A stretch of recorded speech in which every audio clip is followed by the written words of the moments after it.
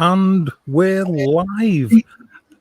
Hello, hello, hello, hello, hello, hello, hello. How is everybody out there in YouTube land? I'm Dave. I'm Steve. I'm Nodge.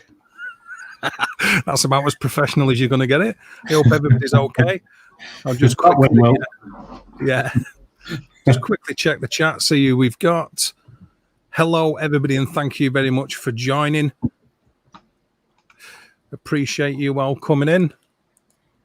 And a little bit of a change this week, a little bit more conspiratorial, fantastical, scientifical, and altogether strangical. So covering the Montauk Project and also events leading up to the Philadelphia experiment and Project Pegasus is where we're at with this one. So Steve, do you want to give us a little bit of a rundown about where we're going and what we're at and why? I certainly will. Okay, everyone. Hello, good evening and welcome, as we used to say. A very quick summary of the Montauk Project and its associated projects. Before we go any further, though, I'd just like to say that a lot of what you're going to hear beggars belief. Again, we're all just going to present elements of research that will hopefully pique your interest and look further into the subject yourself, because believe me, things are a lot more weirder than what you're going to hear tonight, like time travel, teleportation, and traveling backwards and forwards to Mars. If you can buy into that, and what we're talking about tonight, then there's a possibility that they're not just flights of fancy by sci-fi writers, but according to legend, the US government has already conquered the time and space continuum and has been doing so with all three subjects since the 1940s. Beginning in 1943 with the Philadelphia experiment, also known as Project Rainbow. US scientists attempt to use Einstein's unified field theory to make a ship invisible to radar with consequences not limited to dimensional relocation, teleportation, and time travel. And then in 1953, the Montauk Project, initially the Phoenix Project. Researchers who worked on the doomed Philadelphia experiment of 1943, along with some of the Nazi scientists rounded up as part of Operation Paperclip after the fall of the Third Reich at the end of World War II, all met in 1953 with the intention of continuing on with their work on manipulating the fields of electromagnetism and gravity. The objective was to assess the applications of magnetic field manipulation and figure out if it could be used in psychological warfare, mind control, brainwashing, and repressed memories, amongst others. While investigating the unified field theory, it was discovered it was possible to open up time tunnels, and these tunnels would be manipulated in order to send anyone anywhere in time and space, which leads us to 1962 and Project Pegasus. Through numerous experiments that were carried out on the Philadelphia experiment and the Montauk projects, it's alleged that DARPA, the Defense Advanced Research Projects Agency, carried on this research and developments through Project Pegasus, and they had developed the capability to send people backwards and forwards to certain points in time, and also had the means to bend space and time in order to teleport objects and people to and from various places in the United States, and even more shockingly, to Mars and back in the early 1980s. And there we go. Okay, cool. So obviously the Philadelphia experiment might be well known to a few people, involving the USS Eldridge, which is basically a Cannon-class destroyer escort ship. So DE-173 is its numerical classification, launched in July 1943 to protect cargo ships, and so on and so forth. I'll put up a picture of the USS Eldridge so y'all can see, as they say. Now this is a sizable ship with a large complement of crew. We're looking at a 1,600 ton ship, 216 men, in service until 1951, and then sold to Greece and renamed as Leon, in service there until 1992 and scrapped in 1999. Now, allegedly, experiments that were intended to render ships immune or invisible to German radar, or the radar of the time, obviously, like I say, to safely transport supplies to Europe. Although, as Steve alluded to, there were reports of German observers at the experiment at the shipyard. The USS Eldridge was allegedly fitted with generators to create a time wormhole that sucked in matter from 1983 due to elements of the Montauk Project, fitted with generators, as I say, entered hyperspace energetic levels, causing both time frames to link up hyperspatially, causing a time loop if You believe what we're being led to believe. And that's a rundown of the USS Eldridge. Like I say, a cannon-class escort destroyer ship there, Steve. Yeah, and you're right in what you say there about when it was launched. It was put to work in the North Atlantic to try and protect, the convoys what were coming backwards and forwards from Europe into the States. Yeah. And the whole idea, allegedly, of the Philadelphia experiment was that they wanted to make the ship either invisible to radar or invisible to the eye. But you've got to sort of look a little bit behind the scenes and to see that even as soon as going back to about 1930, they actually started working out some experiments like this by getting hold of T. Townsend Brown, he's a well-known physicist if you actually look into it, and he was looking into using electromagnetic fields as a form of propulsion and actually used, dare I say it, saucer-type shapes for being able to levitate. But not only did they get like T. Townsend Brown, but they got Albert Einstein on board in the early 40s, and they were looking definitely for something, not not necessarily to make these ships invisible, but they wanted to use Einstein's unified field theory to do something with it, whether it was to bend light round objects, whether it was to create something which they could eventually weaponize. They did this first, well, the actual Philadelphia experiment, there was 2 experiments in one where they actually made it invisible, and another one a couple of days later where it actually teleported. Now, even if you said that wasn't the initial experiment, but if this actually did happen, then it was win-win, because they've got a way of making the ship disappear, and also another way of teleportation. I mean, this is serious weaponization. Yeah, beyond a shadow of a doubt. I mean, the fact of the matter is they were using Tesla technology and alleged alien technology to create a third technology that was derived from the other two, to enable interdimensional and beyond time and space travel, where they could map out points in time and space where time travel was possible between them points. Well, as early as 1934, Tesla, he was speaking to a reporter for the New York Times, and he was telling them that they were working on he'd been pulled in at this time with the Office of Naval Research, and they were saying like he's working on a particle beam weapon that'll bring down a fleet of 10,000 enemy airplanes at a distance of 250 miles. I mean, if he's working on something like that, then imagine what they would have sort of like moved on to in the 10, 13 years beyond that. Mm-hmm. Yeah, absolutely. Well, so far, thoughts on what we're talking about, Nodge? This ability to join 2 points in time, interdimensionally, hyperspatially. I was just going to say, as the resident bore of the trio, I am to point out that while the Americans were drilling holes in hyperspace and putting a Star Trek cloak around, we were painting our ships with what was known as dazzle camouflage that kind of broke up the visual lines of our warships, and it worked pretty well, but probably not as well as a hyperspace drive. In terms of the UFT, Einstein's sort of the great dream of unifying, all of the major forces of nature.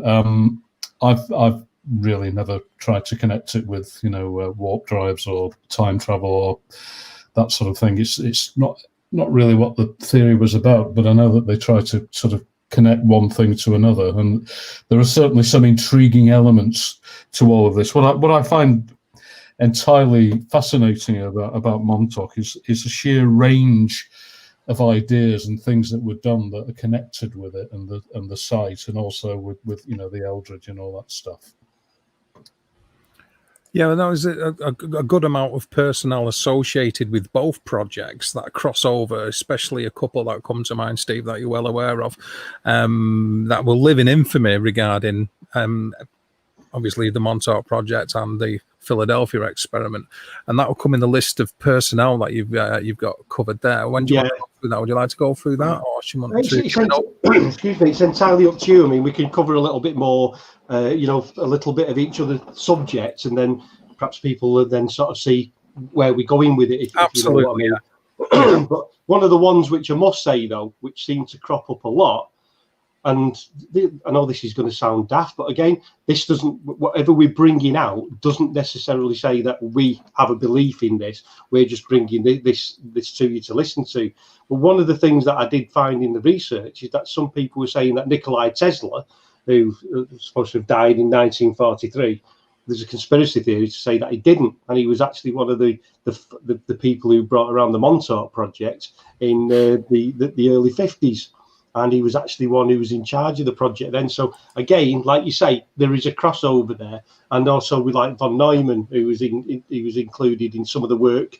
Certainly was including getting Einstein the job over on the Philadelphia experiment, and von Neumann actually did sort of interview and brought some people forward for the Montauk Project as well. I think just one thing it's worth sort of reminding everybody of is that obviously the Preston, Nichols and Peter Moon book, the Montauk Project, Experiments in Time, the chaps themselves said, you know, whether you read this as science fiction or non-fiction, you're in for an amazing story. So no matter how people view the whole thing, there's no doubt that there are some intriguing aspects in terms of the way that it links military development with some of the scientific ideas of the time, particularly people like Tesla and obviously Einstein, who was probably regarded as, you know, the cleverest human being on the planet at the time. And I think that's one reason it holds fascination for us. It crosses, you know, time travel, teleportation, mind control, alien contact, the fake moon landings, you know, all of that stuff. And, you know, to be associated with this one project, you know, it's a fascinating and delicious thing, isn't it? Yeah, it's absolutely. But this is the beauty about a lot of the things that we actually do, you know, sort of discuss. There's two sides to every coin. Well, actually, it's like an argument, isn't it? There's three sides to it. There's his side, her side, and the truth, whichever way you look at it. And it's the same with anything that we do, whether it be paranormal, whether it be ufology, whether it be conspiratorial.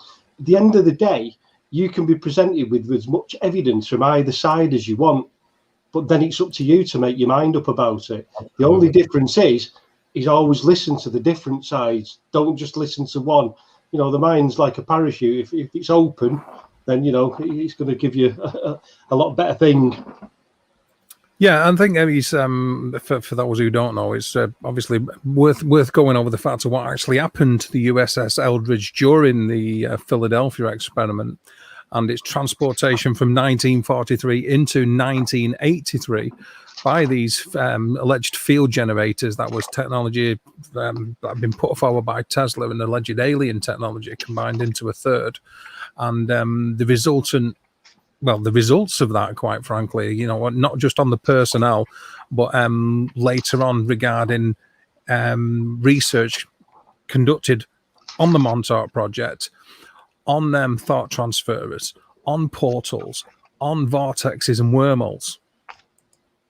Well, like I said before, there's actually, if you look at the timeline of stuff that actually happened, there was the first experiment where it disappeared as like invisible, and Carl Allen, who we'll come to much later on, he said that he observed it from the USS Forsyth, I think it was. Yeah. And on that, he said that you could actually see the keel where it would be in the water, as though the ship was still there. You just couldn't see it, but it left the hollow in the water. So basically, in the dockyard, the ship's invisible to the human eye, yet it's the effect of it resting in the water, the weight, the water displacement of the ship is still visible in the actual water, is what you're saying. That's it, yeah. And again, I say there was people on the first who did see this, and it still had those strange effects on people on the Eldridge as well, because when it came out from the fields were actually turned off, there was people who were very nauseous, very sick, and some people who were actually, should we say, merged with the bulkhead of the ship. So there was one gentleman down below who had his arm stuck into a metal wall. There was people on deck whose feet were stuck into the deck. And, you know, generally that's a good visual representation of it. So you can sort of see that there was a few people who were exactly happy what went on at the time. Yeah. So as it's engaged between different time different points in time, and physical personnel on board the ship have been moving. When it's returned back to its original time after its transportation, if you like, they've been stuck in the fabric of the actual ship itself relative to where they were physically at the time.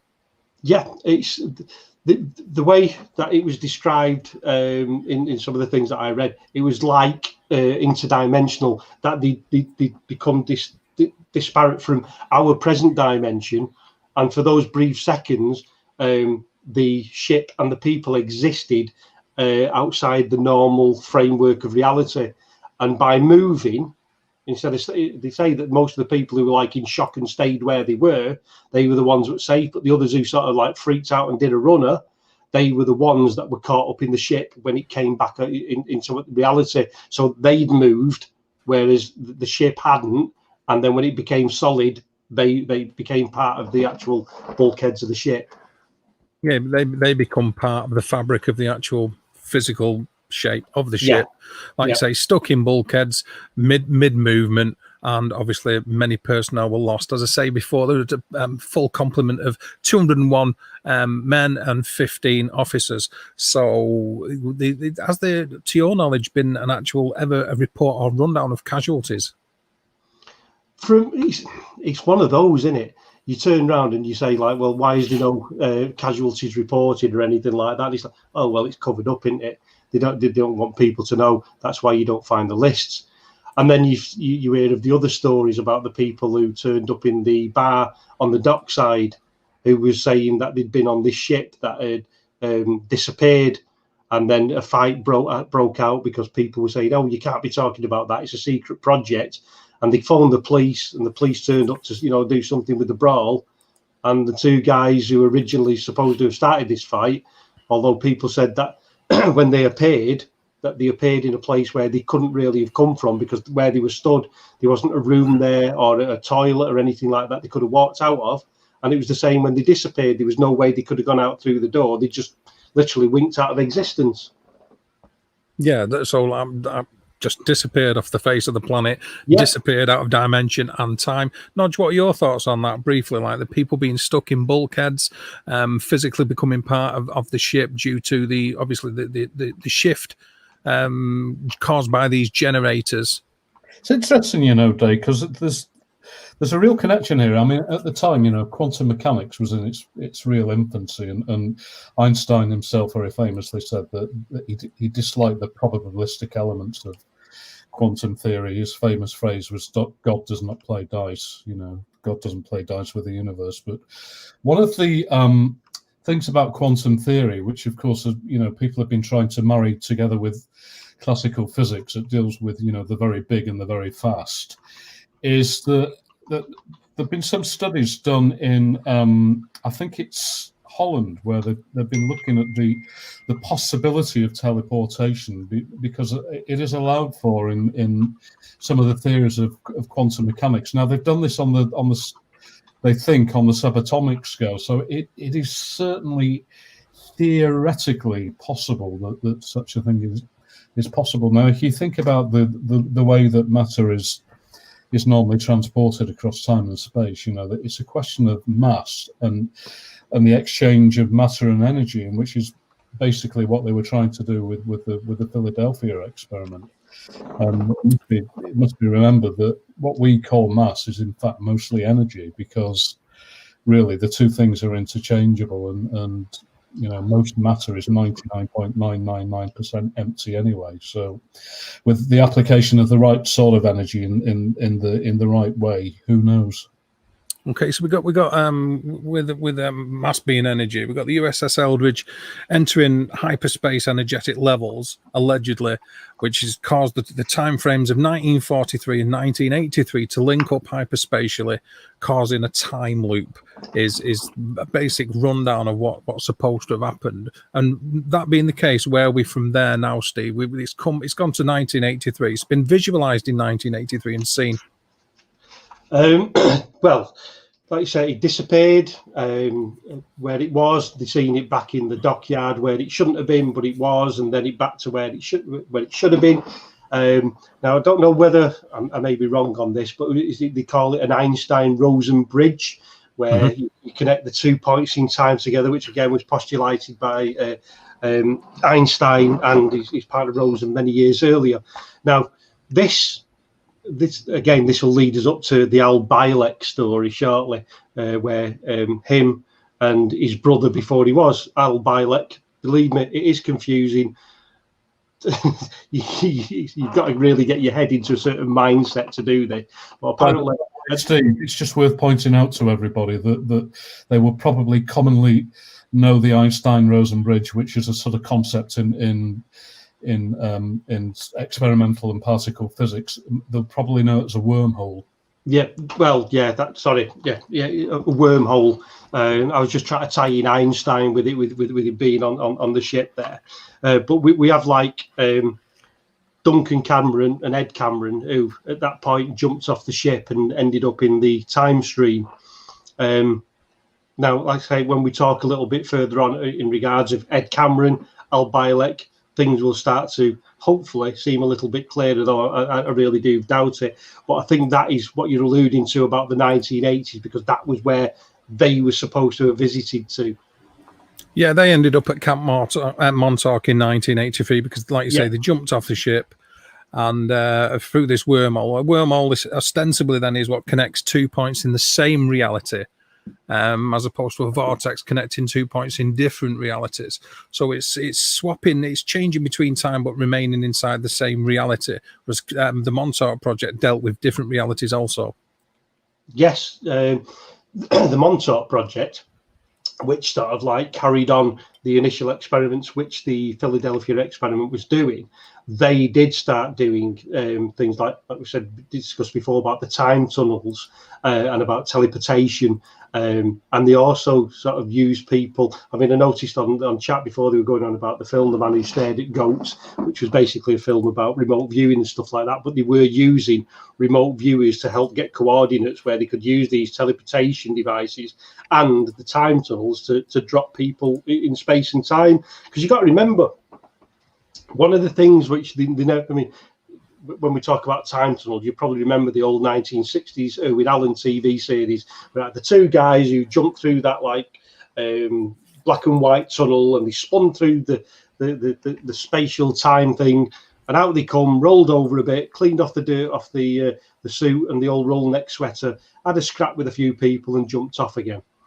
But what you've got to take into account when you are moving through time, you've also got to take account the moving through space.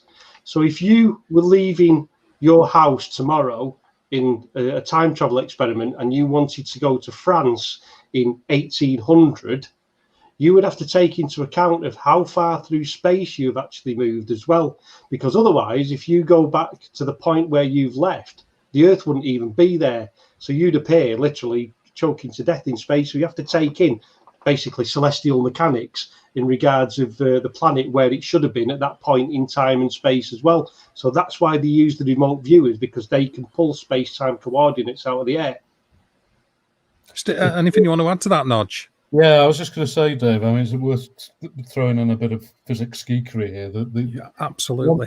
The one thing that Einstein did was he joined two very important concepts, and I'm not talking about quantum mechanics and classical field physics. I'm talking about the idea that space and time are one entity. They're a single interlinked entity. So there aren't just three dimensions in space, of the length and depth and breadth that we all know.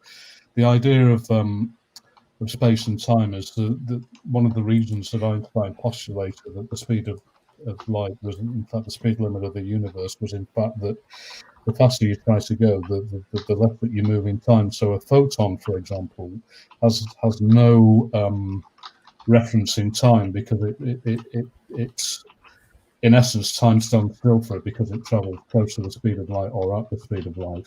Now, the idea of a wormhole was that, in fact, what it is it's a hyperdimensional anomaly in space, which is a very posh way of saying that the whole of space and space-time is curved, which is how Einstein explained that gravity works. So in classical Newtonian physics, the idea of gravity was that two astronomical or large bodies in space would effectively proportionately be attracted by the sum of the parts of the masses, whereas what Einstein correctly postulated, this has been proving now, is that gravity is actually a distortion in space-time. The idea of a wormhole, therefore, is that in effect, it's not just cutting through three-dimensional space, as Steve has already alluded to. It's actually a three-dimensional warping of four-dimensional space. So in other words, the reason for the way it cuts through is because it's not just cutting through space, but it's cutting through time, hence the connection with the two things. Absolutely, yeah. Steve, is there anything you want to add to the Philadelphia experiment before we move on? Try to think. Not really. I mean, like I said before, it's one of those subjects that, you know, we can give little bits here and there, but there is so many alleyways where you can run down it. The interesting stories about Carlos Allende, which leads into the MK Jessup stories and stuff, that we'll cover little bits about that later on. But I do honestly say, and I know a lot of people are saying this, you know, it's probably nonsense, it's been debunked so many times and this, that and the other, but no matter how many times it gets debunked, it's not long afterwards that somebody actually turns around and says, hang on a minute, you know what, we found this piece of paper to say that somebody was on that ship, or that ship was there, or somebody did that, or somebody did another. I mean, there was a ship called, oh God, what was it called now? The Antietam, I think it was called. Yeah, the Antietam. That's it. And the captain on there actually gave a memo to the crew saying that, you know, we've just witnessed a ship disappear, and that was in the logs. And then all of a sudden, when people go to get copies of the logs have disappeared. As is much the same as with the Roswell stuff, when people went to get the logs for that, all the stuff from 1947 that covered like May through to September, all the logs have disappeared. So, you know, it's one of them where you're going to have to make your own mind up on it, but please have a look and see for yourself. Don't take what we've said. Don't take the word of what other people have said by you who are poo-pooing it. Get the evidence yourself, have a read, and then make your mind up from that. Okay, so let's move on to the Montauk Project, Camp Hero. Okay, obviously we got this. The Second World War's going on. There's obviously the need to detect raids, to you know, enemy bombers. Nobody knew exactly what was going on, and the development of lots of different systems for early warning, and one of them being Sage radar, which is a part of the Air Defense Command. And the one we're dealing with is obviously Montauk, which is Long Island, New York. Now, Sage is semi-automatic ground environment radar. And what you're seeing on the screen is basically a radar panel for Sage. And Sage uses coordinated radar from multiple different stations to produce just one image that covers a large area. And Sage equipment would be all over the country. You'd have it like McGuire Air Force Base in New York, Stewart Air Force Base in Boston, Fort Lee in Washington, and they would operate on the 400 megahertz cycle, these Sage radar devices. But they were obviously going to be put to a completely different use that we're obviously going to come to very shortly, which is what this is all about. They would also have Texas towers, which I'll put up on screen, which also propagated the same kind of information. Like I say, to culminate in one big image that covered a large area from multiple points. Texas towers like that you see on the screen there, and massive computer interfaces of the time, which I'll also show you a quick picture of, and you'll get an idea what Sage is about. Although it became antiquated, it was still in use during the Montauk Project, though, Steve, wasn't it? It was for very different reasons. It was an absolute massive system, which was countrywide. It was one of the, if I remember rightly, it was one of the first units which used the ARPANET, which went on to become the internet as we know it today, because we ran off the backbone of the ARPANET. And the actual like frequencies that you discussed earlier, they were the ones that was needed to be used, because it's the similar frequencies that they can use to get into the human brain with, and they needed a radar unit to be able to do that. They were originally set up for well, it wasn't the Montauk Project then, but the project was initially Project Phoenix, and that was based out of the Brookhaven National Labs on Long Island. except they needed a decent radar. And somebody said, well, look, we've got this air station and this Sage station, which is not being used properly anymore. Base yourself there. You can get as many people in as you want. It's out of the way. You've got a river nearby, so you can bring in personnel and equipment without anybody having a nosy. And that is really how the Montauk Project started out. Yeah, operating between 400 and 450 megahertz, which is UHF, ultra high frequency, which they claim is the correct band for mind control and also affecting human DNA or human DNA structure. These are the claims. Obviously, we can't prove any of this, but this is what the main uses of the Sage equipment are. The Camp Hero at that time was to be able to use these Sage dishes that would also send information to satellites that could then send information to or commands to other devices, or sites, and even individuals. Well, I think if I remember, I mean, it's a long time since I've seen it, but I remember there was a documentary a number of years back by Preston Nichols, and I'm certain that they were saying in one of them, they had the radar hooked up to something, but there was a problem with it that they didn't realise, and they had some guy in a room, but the radar ended up pointing towards this room, and they actually fried him inside it. That's good old Preston Nichols, yeah. Good old Preston Nichols, yeah, he's rest in peace, Preston. I think he passed away just a couple of years ago. Yeah, he was a big part in propagating the story along with other people who I know that you're going to cover soon, regarding the Montauk Project and so on. Yeah, it's I would say probably about the mid-90s there was an absolute massive influx in regards of things for the Montauk Project. You could get a number of videos. There was all sorts. Which, I mean, obviously the start of the internet was coming about around there as well. So little bits on bulletin boards were coming up and that. But as you'll see later on, you just wonder how much of this has sort of like been, how can you put it? The Philadelphia experiment, if you go back to that, could have very much been a urban legend started off by Carlos Allende. Yeah. And I think it was the likes of Jacques Vallée who sort of came out and said like the Montauk Project is like the step forward after the Philadelphia experiment to keep this on. So yeah, I mean, I've got no compunction at all, me, for anybody to turn around and say, you know what, this is a load of hokum, because one, you know, I'll be honest, there's a lot of the Montauk Project, Philadelphia experiment that I look at and go, you know what, this is a bit too much for me, and I can believe in hell of a lot. But like I say, the little snippets of information that you find, you have to sort of think as well. Yeah, when you start to bring in characters, as I'm sure you will later on, like Stuart Swerdlow, claims that they made, and obviously the Cameron brothers, Duncan and Edward, the kind of things, like Junior and things like that, which I'm sure I'm pretty sure you'd like to cover that, the Junior side of it.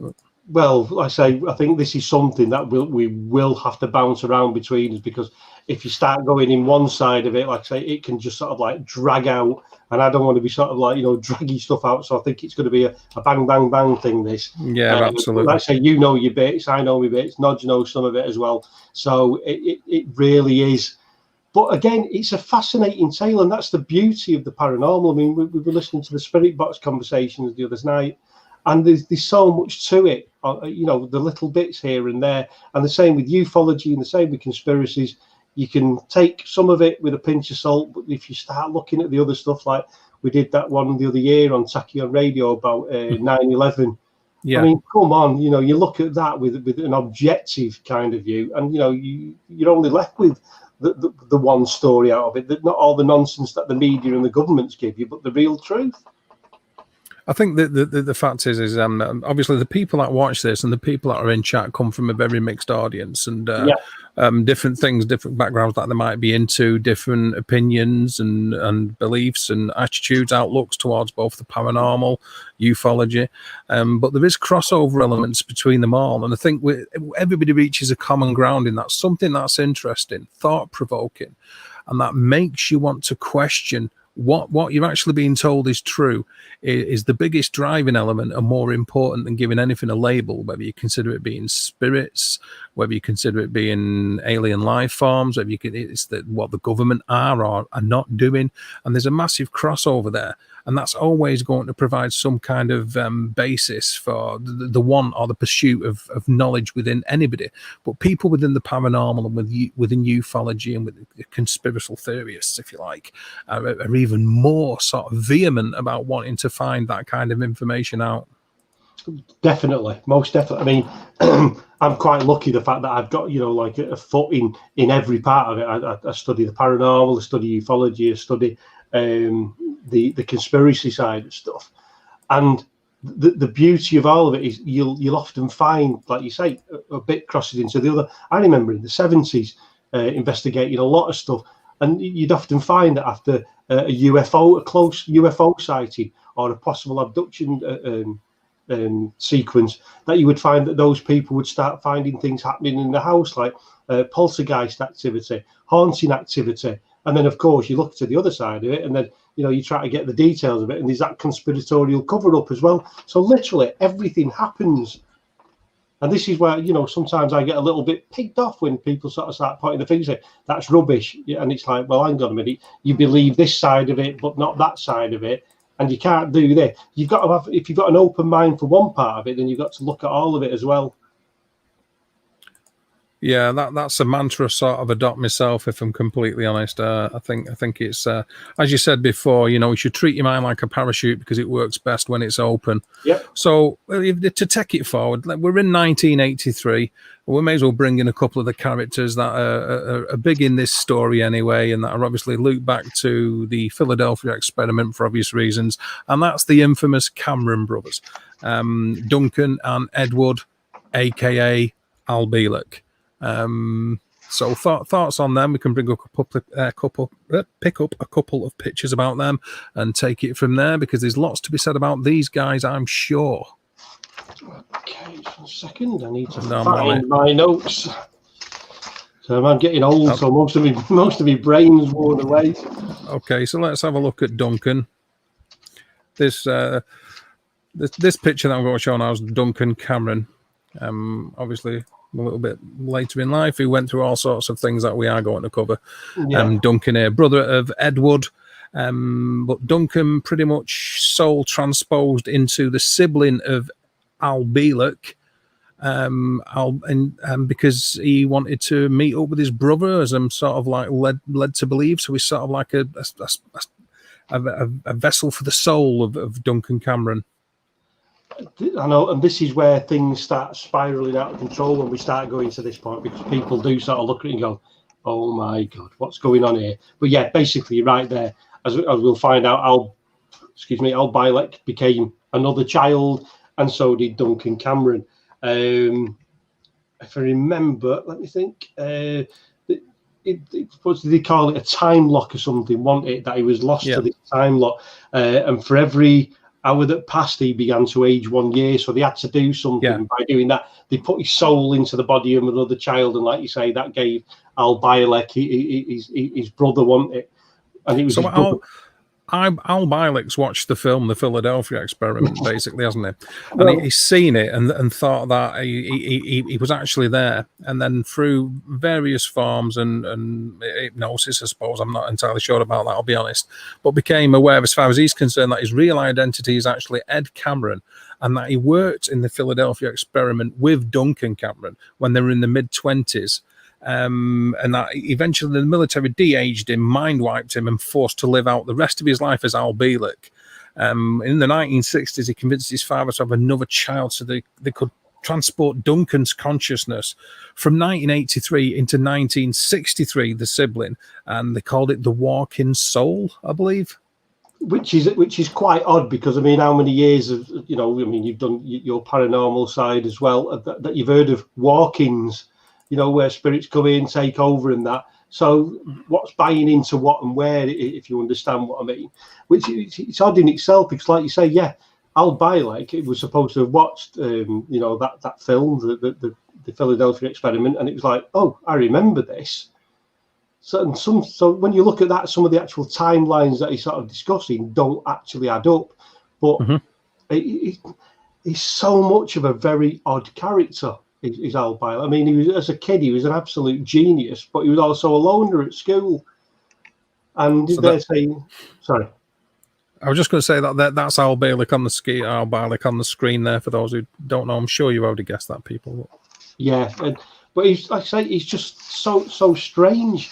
The way you have to sort of look at the Al Bielek character in as like I say later on, we have to look at Ed Cameron and stuff like that. But he was classed as a walking encyclopedia at school. It's like he knew everything. He took electronics tests, and he was the only one in the actual class to pass. It was as though he knew things that he shouldn't know, but he did, as though the memories were there, and bit by bit they were coming out. He used to sneak in through the special tunnels and that to get into the Montauk Project. And once they developed this time tunnel technology that they were using, all he used to do was teleport backwards and forwards, allegedly, from Montauk to his apartment. It's just like, what's going on? Yeah, Nodge, what are your thoughts on our friend Al Bielek there, or should I say Edward Cameron? Yeah, absolutely. I think what you guys have said is absolutely right. I think what I would say is obviously a deeply troubled guy, obviously very intelligent, shows all the be careful about what I say, hallmarks of being on the spectrum. Often with very, very intelligent, dysfunctional people, you will find that they try to create an alternative personality that is intelligent and as imaginative as they are. So in terms of the psychology, it's not unusual, is it? Fascinating sort of element to the story, because to me, what sort of, the Philadelphia and Montauk comes alive with what Bielek or Cameron or whatever we call them claim, because all this idea about traveling to Mars and Einstein-Rosen bridges is largely a result of the story sort of taking off after the 1980s, Steve. Yeah, well, the thing also you've got to look at this is, if you remember when we first started discussing this earlier on, is that we said that they were looking at mind control techniques, screwing people's minds up. So who knows what experiments have actually gone on, and have these thoughts been put in these people to cover things up?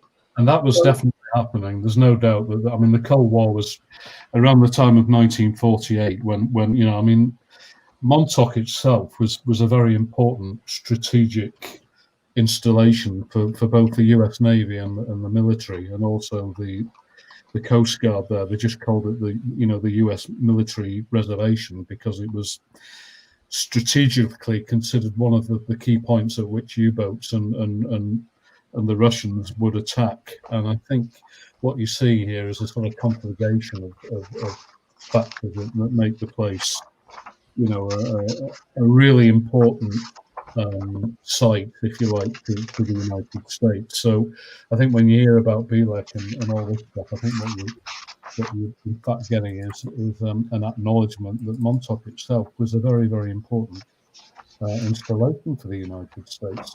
It defended a lot. You were talking before about Sage, Dave.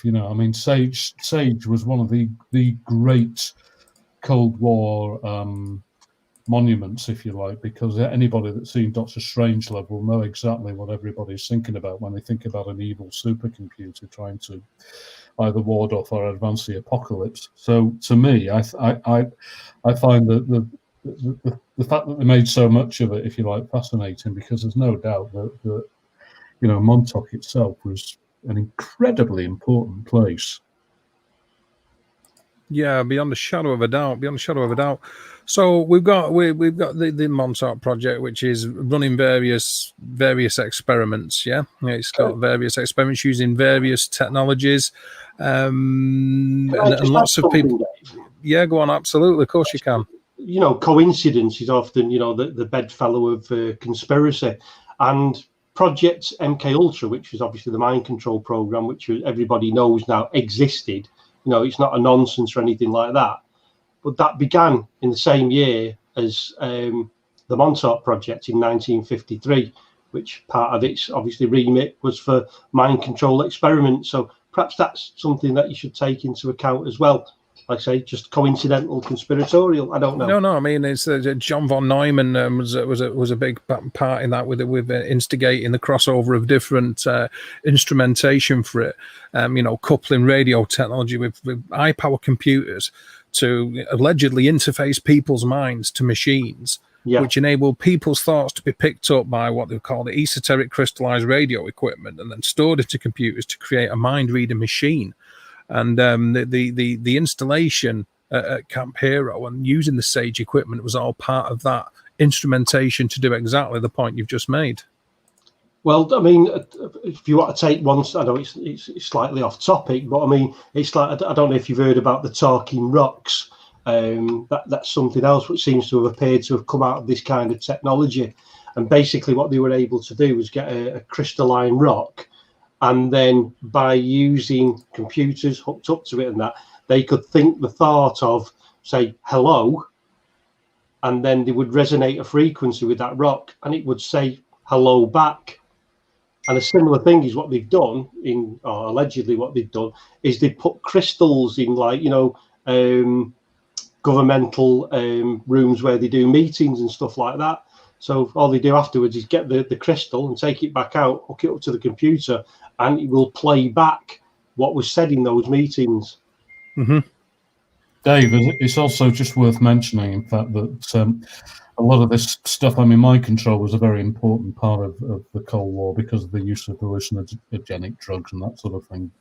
But also it's worth mentioning that there's a lot of work going on in this area with regard to the way that pilots are trained and control their own aircraft, particularly as those aircraft become more complex. For example, the Eurofighter itself is aerodynamically unstable and designed to be so that it's more it's easier to manipulate in the air. But there's been a lot of work being done by DARPA, and also in Australia, University of Melbourne have been creating stenodes that allow pilots to connect directly, if you like, to the controls of their aircraft. So a lot of the stuff that we would have called, mind control in the 40s and 50s are actually becoming part of the engineering landscape of the future. So, I think it won't be beyond the bounds of possibility to see, cars and other machines actually linked up via stenodes to operators' minds very, very soon, probably in the next 20 or 30 years.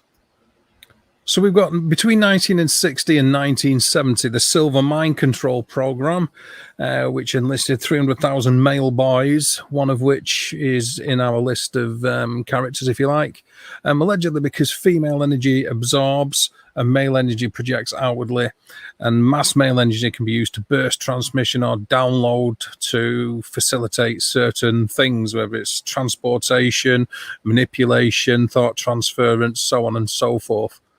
And which leads us on to people like our Stuart Swerdlow and folk like that. Where do you want to go with this one, Steve? Stuart Swerdlow? Or is there any other character you'd like to name first? Because like you say, there's many facets and they do all shoot off in different directions and they're all interlinked. I mean, to be honest, I think at this point, it may be worthwhile actually going through, the list of people. And that way, I think we might get something. It's entirely up to you. Yeah, fire away with that, Steve. I think that's a good idea. Yeah. Okay, let me just set it up, and then if you want, I'll share the screen with you. Yeah, no problem. We'll take it from there. Right, okay, we're ready when you are, mate. Okay. Okay, so let's have a look. Right, T. Townsend Brown. He was one of the first people that became involved with the Philadelphia experiment. He was actually signed in. He was one of the first personnel involved. He was pretty much like he could use like Einstein's effects of the electromagnetic fields and stuff like that to make objects levitate and to move around. He made discs, which could lead on to another conspiracy theory at some point into flying about. So basically, he was able to do anti-gravity effects using this stuff. The only thing that I can say is while he was actually involved with the Montauk Project and he realised the severity of what was going on, especially when he found out what had happened on that first test, he became ill and was taken off the project. Okay, T. Townsend Brown. Did you got any kind of thoughts about T. Townsend Brown there, Nodge? I mean, as a character, as a person, do you know a great deal about him? Not really, to be honest. Steve's got a far better knowledge of these characters, to be honest with you, Dave. Well, he was a massive fan of Tesla, and actually used Tesla coils within his work because he, well, as everybody said, you know, Tesla knew what he was doing, so all he did was extrapolate on Tesla's original work. Yeah, much like a lot of people have done afterwards. Yeah. To be fair, haven't they? You know, I'll just bang that out one sec, Steve. Bear with me. Yeah, no problem. And obviously, for those who don't know, I'm sure everybody does. There's the gentleman, obviously, that we're referring to. Nikloai Tesla. You look like Frank Zappa. A little bit of a look of Frank Zappa or Groucho Marx in that picture, yeah unfortunately. I mean, there were a lot of these guys who were heavily influenced by Tesla. We were talking about Einstein before and his sort of central role in all of this, and in fact, you know, wherever you see a major scientific advance, you see Einstein. But Tesla was like the outlier, wasn't he? And I think a lot of people, particularly in the military, were fascinated by the man. And there's no doubt that somebody like Brown, who you know would obviously have been influenced by him, might become more interested in some of the more esoteric parts of it, because he was actually on the wasn't he involved in ufology, Steve? Wasn't he on the investigations side? Sorry, are you breaking up? I couldn't make out. Tesla. You meant Tesla. Yeah, Tesla. He did some experiments into sending signals out into space, and he picked some back, which was from outside of the Earth's atmosphere. And people have sort of tied it in with the Black Knight, which is like this, whatever it is up there, nobody knows exactly, but they believe that he was getting signals from outside the Earth's atmosphere. The only thing I really know about him is he's like a footnote in scientific history, because he was actually interested, and it's an area in its own right. It was massively into anti-grav research. You know, I mean the link, if you like, between the unified field theory and gravity, particularly the electroweak force and gravity, not just for Einstein but for all physicists, is a central one. And the one thing I do remember about him is I think he was massively into anti-grav type studies, which is, I think, how he got into the NICAP stuff. Okay, cool. So if that's T. Townsend Brown, who's next on the culprits list, Steve? It certainly looks like the FBI top 10 wanted. This is John von Neumann, who managed to escape from Hungary just in time in 1930 and move over to the States, because he was from quite an affluent Jewish family, and made his way over to the, like I say, he was a child genius. I mean, apparently he was cracking jokes and helping his dad fix electronic components at the age of 6. But he became pretty much the father of computing, and was involved with both the Philadelphia experiment and the Montauk Project. He was a leading mathematician as well, wasn't he? Yes, sorry about that. Yeah, the algorithms that he actually developed were the algorithms that were the bases for the very simple computer languages that they used. I mean, he was something of a polymath, this guy. I mean, he was highly into, you know, I mean, he was highly into genetics before we even called it genetics, and he was an early proponent of quantum mechanics. When, again, you know, this was before Feynman and all those guys really brought quantum mechanics into the mainstream of you know, physics. So this guy was particularly interested in things like the self-replication elements of DNA, which again were, you know, way ahead of things. You know, this is you know, not far from Watson and Crick, and yet this guy could already see that DNA and genetics would become a big part of the scientific future, and, you know, such has proven to be the case. He also believed that if they could tap into the human memory, which would allow it to sort of interface with a computer, that would be perhaps the most powerful computer of all, because there's nothing more powerful than the human brain, and the storage capacity and what he classed even then as processing power would have been second to none. Yeah, genuinely fascinating guy. I mean, this is a guy that could divide 8-digit numbers in his head by the time he was 6, and he could also converse in ancient Greek before he was 8. You know, I mean, this guy was somewhere north of genius. Okay, so let's bring in the next guy who has the world's most famous hairdo, and everybody's favorite scientist for the most part. Certainly an inspirational one for the most of the scientists that came afterwards. I thought you were going to say Limal, but no, it's Albert Einstein. Yeah, most definitely the most famous theoretical physicist of all time. I mean, the guy, as we say, is an absolute genius. He was brought on board by the Office of Naval Intelligence for the Philadelphia experiment, and also, which is interesting as well, it was Dr. Vannevar Bush who would actually put his name forward, and that's another name that will crop up, no doubt, in future live streams. But Vannevar Bush had actually gave the nod to bring Einstein in. Good old Albert. We know where he went, and like Nodge was saying earlier on, that the unified field theory has been like the holy grail since he sort of like postulated it all those years ago. Good old Bertie. Yes. Good old Bertie. You want any comments to make about Albert Einstein, Nodge, given your background in earth sciences and so on? I think with Einstein, I mean, fascinating man. It must be said that at the time, and certainly afterwards, many people consider Albert Einstein to have actually been quite a technically poor mathematician. But the thing that sets Einstein apart from his peers was the fact that this is a man that there's a chap called Paul Dirac, who is one of the greatest minds that Britain has ever produced, who basically came up with visual representations rather than just mathematical notation of physics. And this was Einstein. Einstein was a man who would imagine how things worked, how fundamental particles worked visually before he imagined them mathematically. A man who had a fantastic imagination in the best sense of the word, and what he tried to do was he pictured things before he started to theorize about them. So he was a unique mind, and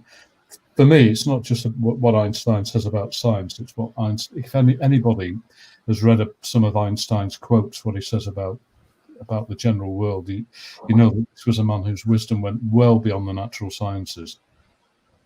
Just to say, when you were saying before about he was a very poor mathematician, I think if I remember rightly, the Michelson-Morley experiment they did, which was to sort of show that Einstein's theory of relativity was actually correct. They actually sort of pieced it together and went, oh, hang on a minute, he's actually fudged a couple of the figures here to get it to actually run right. Well, it did run right in the end, but he'd actually messed around with the figures just to get it where you wanted it. No, you're right.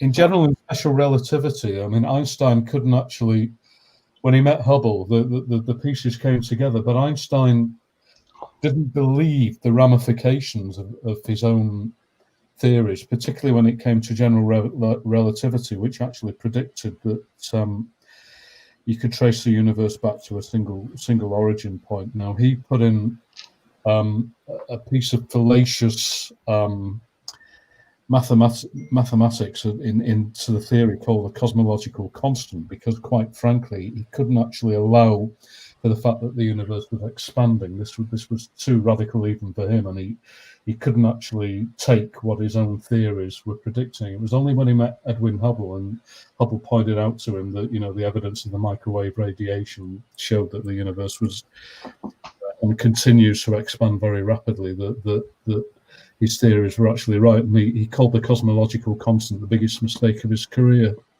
The other thing he didn't do was he could never get a hold of quantum mechanics. And after the rise of people like Feynman and all the champions, if you like, of quantum mechanics, Albert Einstein is a ghost of a man. He's a forgotten man. So although in the public imagination he's still very much the face of science, within science itself, Einstein became a rather sad figure because he never really got to grips with the idea of quantum mechanics. He didn't like the uncertainty of it. He didn't like the probabilistic elements of it, that you could affect the outcome of something by measuring it. He hated all of that. So Einstein remains one of my heroes, certainly, but a man with you know, with a lot of foibles and with a lot of strong opinions, but fascinating nonetheless. Fascinating. A piece of trivia for you. Did you know that Einstein actually had an addiction? No. Yeah, he was addicted to ice cream. He absolutely loved ice cream. You can tell that by his hairstyle. Mr. Whippy. I do know that Einstein was a very keen amateur musician, and they were doing a performance with one of his musician friends, and Einstein muffed his entrance, and his partner says to him, "What's the matter with you, Albert? Can't you count?" Wah, wah, wah. Okay, so that's our Albert. That's our big Bertie. Who's next on the list there, Steve? I'm sure there's somebody else on the list there. Oh, there would have been. What happened there? Hang on 1 second. That's not right. Joseph Dunninger. Now, this is a weird character. He was known as the Amazing Dunninger. He was actually a magician. And what he did when he was hearing about all these things about the Navy wanting to make ships invisible, he actually put an advert in the paper and he said, "I can make a ship invisible." So, of course, you can imagine this piqued the interest of the Navy, who sent somebody to go and see him. And he said, "Yeah, I'll show you how to make a ship invisible."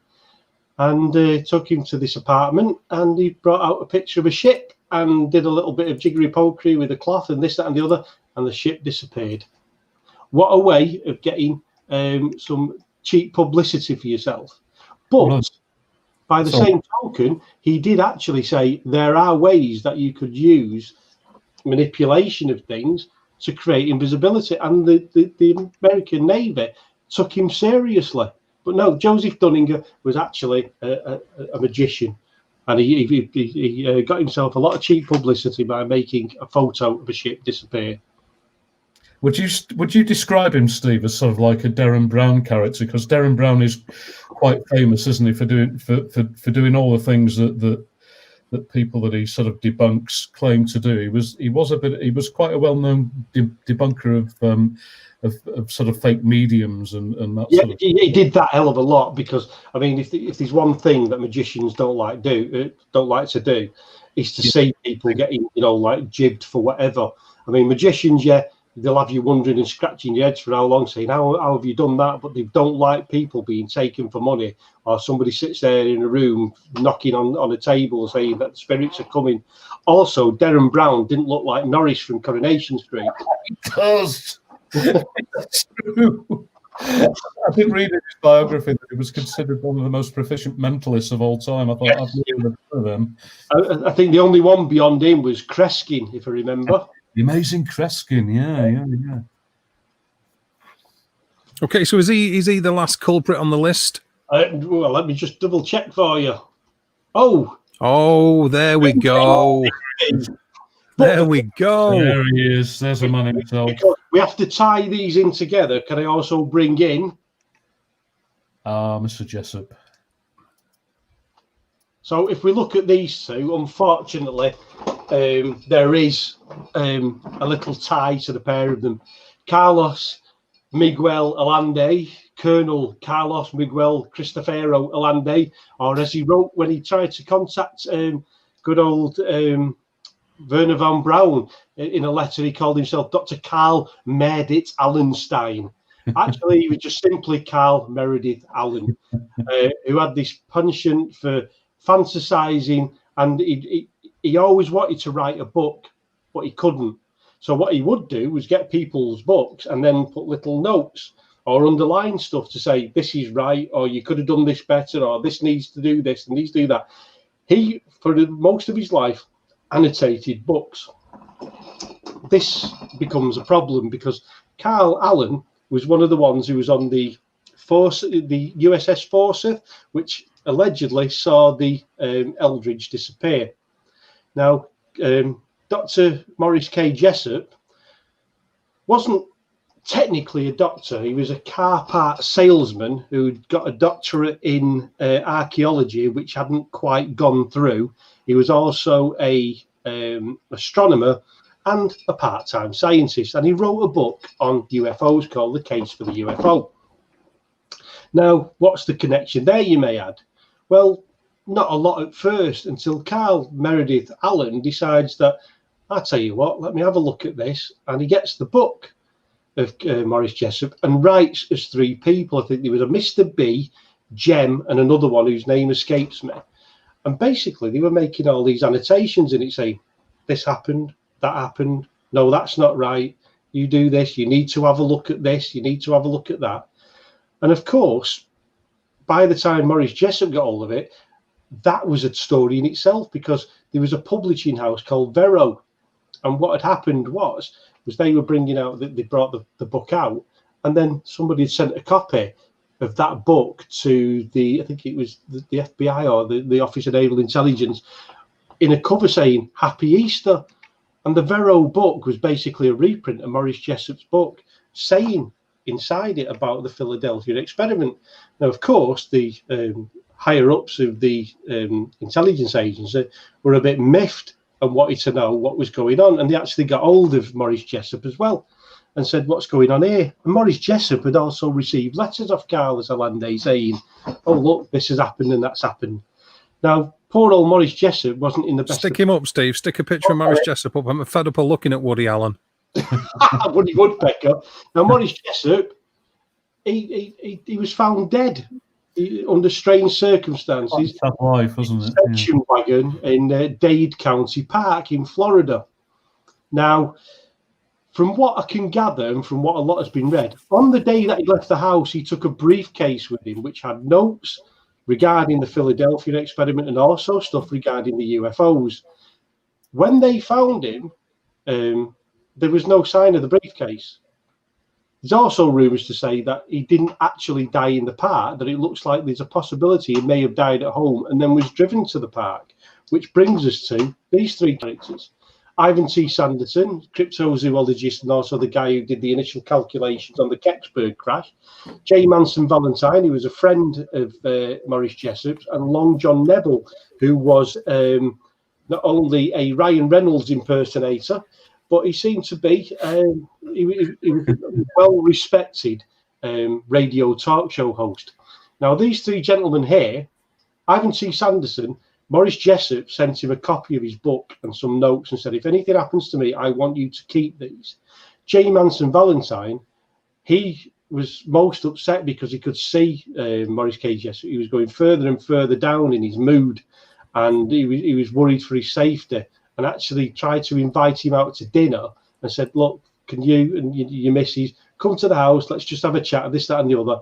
And the date of the dinner was the date that Maurice Jessup committed suicide. And Long John Nebel, he actually received a phone call and a suicide note from Maurice Jessup saying how bad he felt and everything that had gone on and how bad things were. And, you know, he was going to end his life. So those three characters there were friends of Maurice K. Jessup. So it's just a shame of what happened. But that all seemed to have stemmed from Carlos Allende. Now, Carlos Allende, he was tracked down by an investigator. And it was weird because literally the guy had been searching him for years, and Jessup's family lived around the corner from where he actually lived. And when he went to speak to the family, they said, oh, go and have a look through his stuff upstairs. And he found a load of letters and notes, and basically the letters to his family saying he had wrote the annotations into the Vero edition. And, you know, the guy was basically a fantasist. Okay, cool. Does that complete our roundup of people involved? Well, apart from the USS Eldridge, which you covered earlier. So there's the USS Eldridge. Yeah, like I said, we sort of covered that before. Yeah, do you want to go through the Montauk personnel? Yeah, let's do the Montauk personnel. I think it's relevant. Nikloai Tesla. Now, this is interesting in itself because Nikloai Tesla did an awful lot throughout the years. He was one of the proponents of free energy. He said on many occasions that we can pull the energy out of the air. He was from Serbia, came over to work with Edison, who basically, when he realized that Nikloai Tesla wanted to give all this energy away for nothing, didn't want anything to do with him, and basically sort of like battered him down. But Tesla was we got the AC, if I'm right in saying, the AC current off, or the way AC current works through Nikloai Tesla. He went on to work with Westinghouse, who were going to fund him for all sorts. But the more that it looked like he was trying to give all this technology away so people didn't have to be sort of be held to ransom to all this energy, the more people moved away from him. Yeah, well, you're going to get that, aren't you? Because free energy is always not just going against the establishment, it's going against major corporations, which is never going to go down well. No, not at all. I mean, we know for a fact nowadays, I mean, how much trouble we're having with like electrical cars and stuff like that, all the backlash from the petroleum companies and stuff. It's just an absolute joke. But I mean, Tesla, he was an absolute bloody genius. Whatever he did, you know, where was it? I can't remember where the hell it was now. He actually kitted out a small little village with all lights, and it was all free energy. And then the FBI came in and literally took it out from under him and said, "You can't have this. You're not having that." But unfortunately, as history shows, that Tesla died. He was given a free room in a hotel because basically when all his patents were took off him and, you know, people were employing him, he had no money. He actually married a pigeon. Go figure. I really don't know. But he was staying in a hotel in New York when he died. Now, when he died, there was about 22 cases. Now, I don't mean like suitcases. Remember in the old movies when you used to see people go on to long voyages and they had them big trunks. You're talking about the large big trunks. Yeah, definitely. I mean, these were huge. Now, there was about 22 of these, and these were full of notes, patents, prototypes, you name it, it was in there. And then when he died, the FBI moved in and they took all of the letters, all of the notes, and these trunks have disappeared off the face of the earth. Now, interestingly enough, the man who was tasked to analyse the notes was John George Trump, an American electrical engineer, inventor, and physicist. He was a professor at the Massachusetts Institute of Technology. Okay, let's just hang on a minute, Tiger. Let everybody ingest that name for a second there. Repeat the name. John George Trump. T-R-U-M-P. Trump, okay. So okay, he was a professor at the Massachusetts Institute of Tech from 1936 to 73. He was a recipient of the National Medal of Science and a member of the National Academy of Engineering. John Trump was noted for developing rotational radiation therapy, which is used in cancer treatment nowadays. Together with Robert J. Van der Graaf, he developed one of the first 1 million volt X-ray generators. And he is also the paternal uncle of, dare I say it, Donny Big Boy, President Donald Trump. Now, you tell me, is there a conspiracy theory that we should be looking at there? Okay, so he's not only is he famous in his work of the free energy and everything, Nikloai Tesla, he's also responsible for the mindset of certain other people that have obviously followed him, like Elon Musk. Who's obviously making waves right now regarding space travel and colonization of the moon and colonization of Mars, as well as statements regarding the pyramids being made by aliens, which has really, really riled the Egyptians and to no end. What are your thoughts on Elon Musk, Nodge? I'm sure you've got something to say about that character. Absolutely, but I think I would reserve my comments for Tesla, because Tesla is just a fascinating man, really. I mean, you know, where he was directly in competition with Edison, but I mean, Tesla was the diametric opposite of everything that Edison stood for. I think what you were thinking before about Steve was Rahway in New Jersey, where he actually installed this complete system. This is a guy that was born in a thunderstorm and was sort of very proud of it. And yeah, he had some obscure theories about. He had an eidetic memory, which meant he could, you know, dredge up everything he committed to memory. But I mean, he had a fascinating mind, and I think this is a reason that people like Musk are you know, are so sort of indebted to him. But I think in terms of what Musk's doing, I think Musk is more like a Bond villain and Tesla is more like a Dalai Lama or a mystic, you know. To be honest, I think Musk is just a pale shadow of everything that Tesla wanted to be. And I think he was pilloried and robbed. And let's not forget, after, I think it was about 1960, Steve, I mean, Tesla's life took an absolute turn for the worse, you know. I mean, this guy had a very sad ending, but there's no doubt. To me, there's Einstein, there's Hawking, and there's Tesla, and there's to me, I think the man's work will ring on far longer than people like Edison's, because if you think about what he was talking about in terms of AC electricity and arc electricity, there's no doubt that, you know, electricity's time has come in terms of it, you know, being a renewable resource, which is what Tesla always said. You know, the first thing I was ever told by a science lecturer when I started to study all this stuff, he looked at us all, he said, "Do you know what the exact energy usage on Earth is every year?" And we all had a stab at it, you know, gigawatts and gigaquads, and he said nothing, zero. And that's what Tesla was getting at. In effect, you know, the idea of electricity is it's completing a circuit, it's free in the air, it's there all the time. And to me, you know, Musk is an interesting man, but he's just a shadow of this giant supernova of a mind of the 20th century. We'll probably never see his like again. I mean, I do a lot of work with, you know, Reiki and stuff like that, and the energies which are around.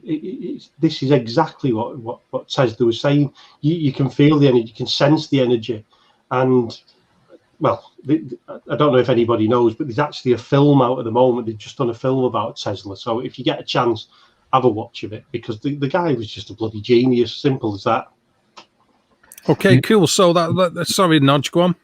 No, I was just going to say that what Steve was talking about there, you know, this idea of energy, you know, I mean, again, quantum mechanics is just, forgive me, anybody, I'm a bit of a physics geek, but quantum mechanics has basically been postulating this idea of virtual particles and proven them.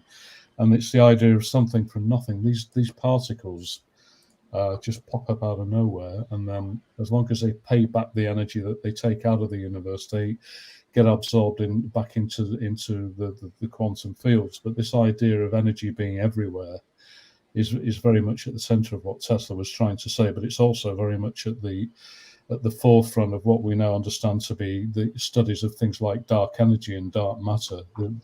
The idea that the visual universe and things like you and me are just the tip of a very big iceberg, and that's what's so fascinating about Tesla. He was willing to, if you like, dig underneath the top of the pyramid to try and, you know, explore a little bit more about the great mysteries. The thing is, I mean, we can tie this in with, like Dave was saying earlier on, there's a lot of people there different who think, you know, different beliefs and this, that, and the other. But there's actually a video out there that you can find. It's called The Science of the Afterlife, and they're actually tying in quantum physics with the, you know, the possibility of the afterlife, and, you know, like how energy transcends and everything else. But the scientists now seriously taking this on board, where at one time they used to poo-poo everything, whereas now they start thinking, well, hang on a minute, why is this particle behaving like this? Why does it feel like it's intellectually controlled? If you get a chance to see it, honestly, I'd say go and watch it. It's an absolutely fantastic documentary.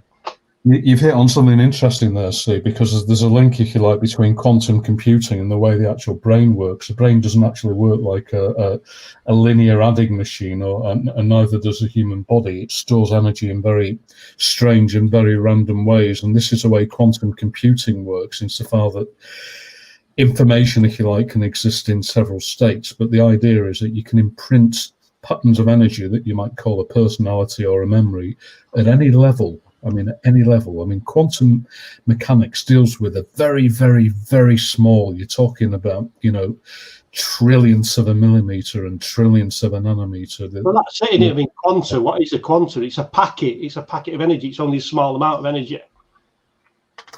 But almost to the point of infinitude, because the idea of some of these very, very small quarks, particularly, you know, some of the what they call the sort of zero spin ones, is that they have almost no mass, which is where, you know, particles like the neutrino come in. If you hold your hand up outside on a summer's day, 10 to the 12 neutrinos will pass through it in 30 seconds.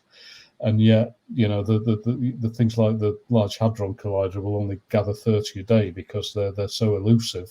Yeah. So this idea of imprinting, if you like, memories and a personality into very, very small patterns, and for them not to be detectable, is actually physically more than possible, and that's where you get the connection between the, if you like, the weird physics of things and stuff that Dave does, the paranormal, and stuff that you do, the ufology. It all ties in.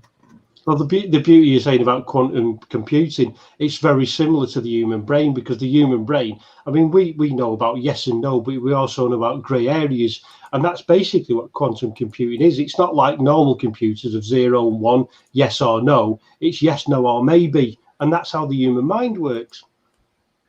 It's also about the way that we see nature, because this is why Einstein could never get a handle on the very, very small, a very, very small level. I mean, it must be said to everybody still awake that quantum physics is the weirdest thing we've ever come up with, and yet every major experiment that's ever been run to try and prove quantum physics has been proved 100% accurate. So it's the most accurate description of the universe and nature that we've ever devised, even though it's weird because it describes things where they shouldn't be, and it describes the prospects of the same particle being in two spaces at once and all that sort of stuff. Perhaps we'll go into that another night, but there you go. Okay, so that's our Nicky sorted out, Nicky Nunu, and let's move on to Preston Nichols here, who's a bit of a character in this particular topic. Preston Nichols, very well known, a little bit outlandish, and not what you would consider. By the look of him, you wouldn't consider him to be this kind of a guy. Very, very, very strange character, but very. I read an interview with a guy who'd actually gone to interview him about what had gone on at the Montauk Project, and he apparently he turned up at the house, and at Preston Nichols' house, his dad was there, and he said the pair of them. He said it was such an awful place. He said there was actually a pallet in the corner with tins of Spam on it, and all around the room it was just like empty tins or half-eaten tins with forks in it of Spam. And he said, as they tried to interview him, the pair of them were just farting their heads off. He said it was the most disgusting and horrible interview that he'd ever done in his life. I mean, you've always said to me, Steve, you can't take him seriously because he's so eccentric and he scratches himself. I know I often talk about Dave's father because his dad was brilliant, and I remember saying to his dad many years ago, I said, "You ought to have a watch of this," and he said, "Why?" I said, "I think you'll find it interesting because of all the electronics involved in it." Now, I'd just flip through stuff, when it gets boring, like probably a lot of people are doing like now when listening to us. But I remember him giving me this. He said, "I can't watch it." I said, "Why not?" He said, "Watch it properly." I said, "Why?" He said, "Because all he does all the way through it is scratch his bollocks." And I thought, well, thank you. Anyway, I mean, I suppose that's not taking his scientific stuff anyway. Apparently, no, that being the case, that he was eccentric, he is a big part of the Montauk Project story, or bringing the topic out to the people. So I think we should give him a fair crack of the whip. Oh, definitely. He apparently received degrees in parapsychology, psychology, and electrical engineering. He went to work for Brookhaven in the Defence Electronics Laboratories, and in 1968, Preston's involvement began with the Montauk Project. He became involved with the tail end of stealth research, and told that stealth research started right after the Philadelphia experiment, which sort of ties in with what I was saying before about the invisibility to radar, invisibility to eye and everything. Preston Nichols claims to have actually read the final report of Project Rainbow, which we know as the Philadelphia experiment. The report named the Cameron brothers as being the Navy liaison in the experiment. Next, he got pulled into the Mind Sciences project at Montauk, and they were working on interfacing a person's mind with a computer, like you were saying before, Dave. Preston worked with Al Bielek on the psychic aspects of the Montauk chair, which we'll come to later on, and the Montauk Boys program. Preston trained the Montauk Boys to be psi warriors. The Montauk chair used subtle quantum fields to read a person's thoughts. A psychic would lie down in the chair, go into a trance, and a group of coils picked up the emanations. A bank of radio receivers designed by Tesla would pick up and digitize the thought. In other words, thought could be turned into computer code. The radar tower was used to turn thought into reality, and the chair was used for many purposes. One was to open up a vortex for time travel, and another was to collect and amplify the energies of fear generated from the Montauk boys. Many Montauk boys were lost forever to this program, and Preston believed that periodically he was pulled into working with these secret programs.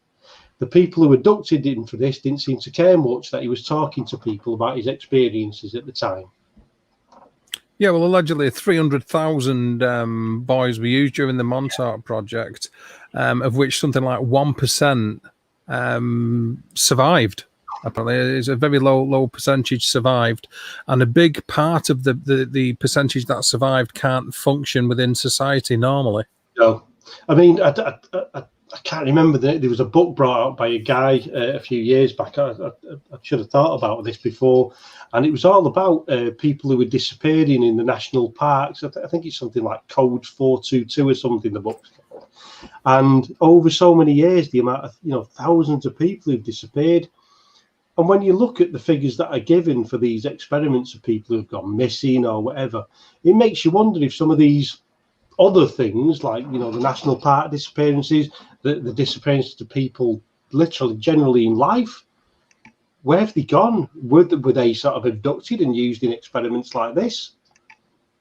Exactly, yeah. Okay, and after Preston we have Ed Cameron. Ed Cameron, aka Al Bielek. Oh yes, the man himself, shall we say? Right, let me just where's it gone? There we go. Okay, so Ed Cameron was born in 1916. Father to Alexander Duncan Cameron, and his mother came from a common law marriage. His aunt Arnold actually raised him and Duncan in a 26-room mansion in Long Island. Ed went to Princeton in 1932, and that's where he met Dr. John von Neumann at Princeton, a meeting that would change the course of his life. After leaving Harvard, Ed Cameron and his brother Duncan were recruited to work with the United States Navy in September of 1939. Ed and Duncan were sent through a 90-day training school and left with the rank of lieutenant junior grade. Dr. von Neumann recruited both of them to work in a top-secret project involved with developing warship visual and radar invisibility. But before starting the project, Ed and Duncan had to relearn their physics. Dr. von Neumann taught the two brothers about gravity, time, and quantum physics, how it really works. Ed needed to learn the theory behind invisibility so he could accurately report to the Navy the progress of the experiment. While working with the project, Ed got to meet Nikloai Tesla and Albert Einstein, and both were heavily involved in developing the mathematical theories behind the project.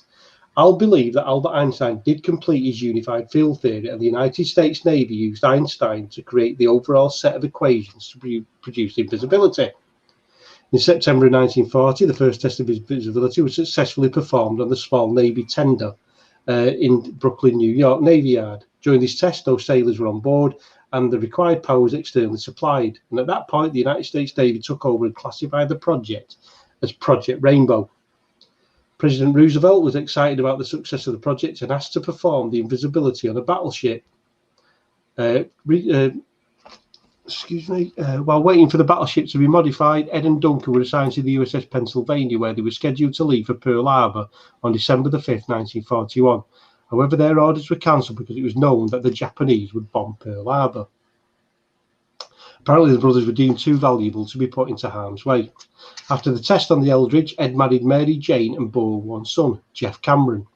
Other claims that he has memories of 4 other children, but with different mothers. Ed was transferred to Los Alamos National Laboratory in July 1944 to assist Dr. Edward Teller and von Neumann with the atomic bomb project. Ed Cameron had access to the secret files at Los Alamos and learned that time travel was already accidentally discovered in 1936 near the Bermuda Triangle by a Navy ship. Apparently, the ship disappeared and reappeared 2 months later. His questions about the project were met with the response, "Don't ask." While working on the hydrogen bomb project, Ed and Dr. Teller strongly disagreed with the viability of weaponizing fusion, and Ed believed it to be unpredictable. Eventually, this disagreement got Ed forcibly separated from his family and a one-way ticket to Washington in 1947.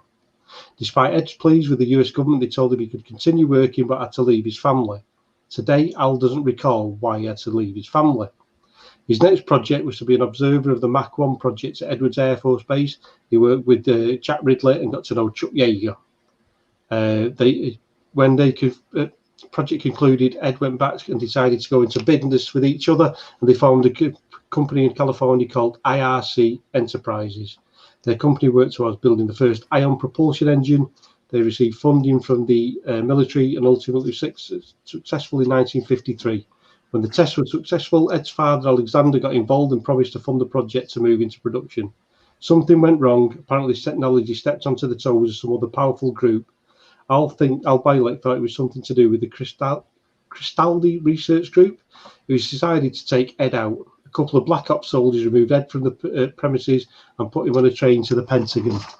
Ed was taken to McLean, Virginia, placed into a portal and sent to Alpha Centauri 1. After several days of interrogation by aliens, Ed was returned to the Pentagon. Stop. Wait a sec.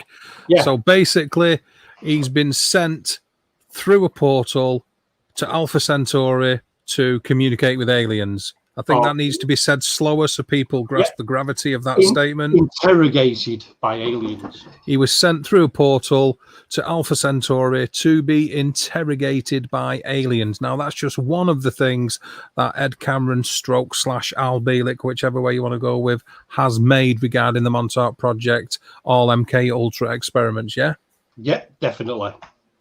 And just to round this off, because this obviously will bring us into where we have to go, Ed was, after he'd had the interrogation from these aliens, he was returned to the Pentagon. And even though he had to report there daily, Ed was never again given another assignment. Continual inquiry on Ed's part finally resulted in a plea to the Joint Chiefs, and their response was, "There is nothing we can do, it is out of our hands."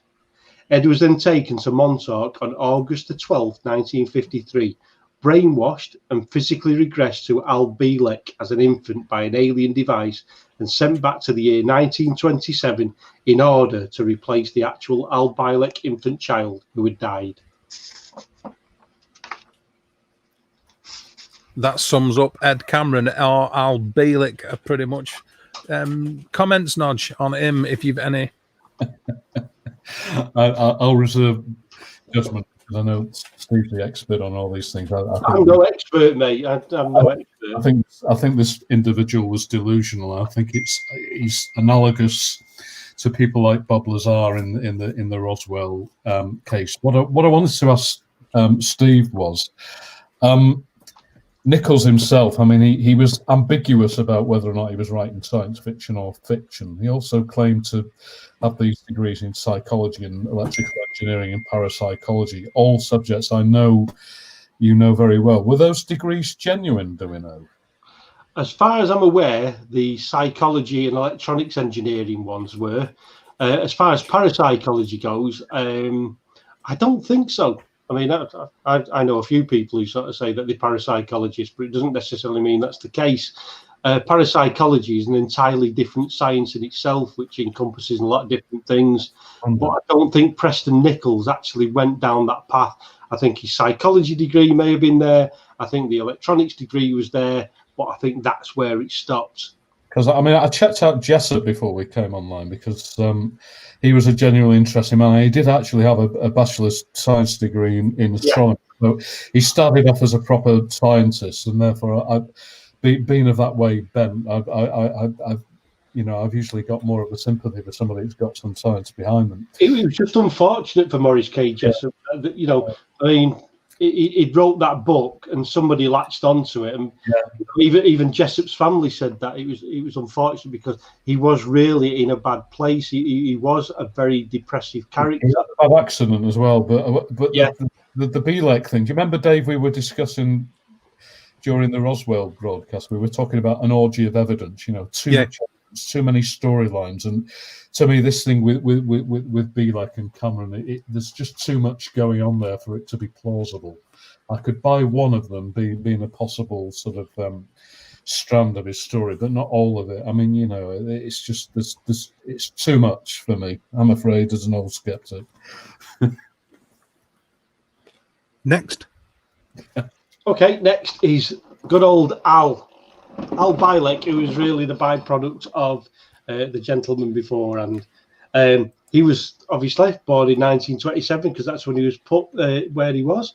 His first memories of being Al Bielek was when he was 9 months old, during a family Christmas party. And the odd thing about his memory is that he fully understood the conversation that was taking place around the table. As I said earlier, he was known at school as a walking encyclopedia. And before he graduated high school, he took up an electronics test and he was the only one to pass.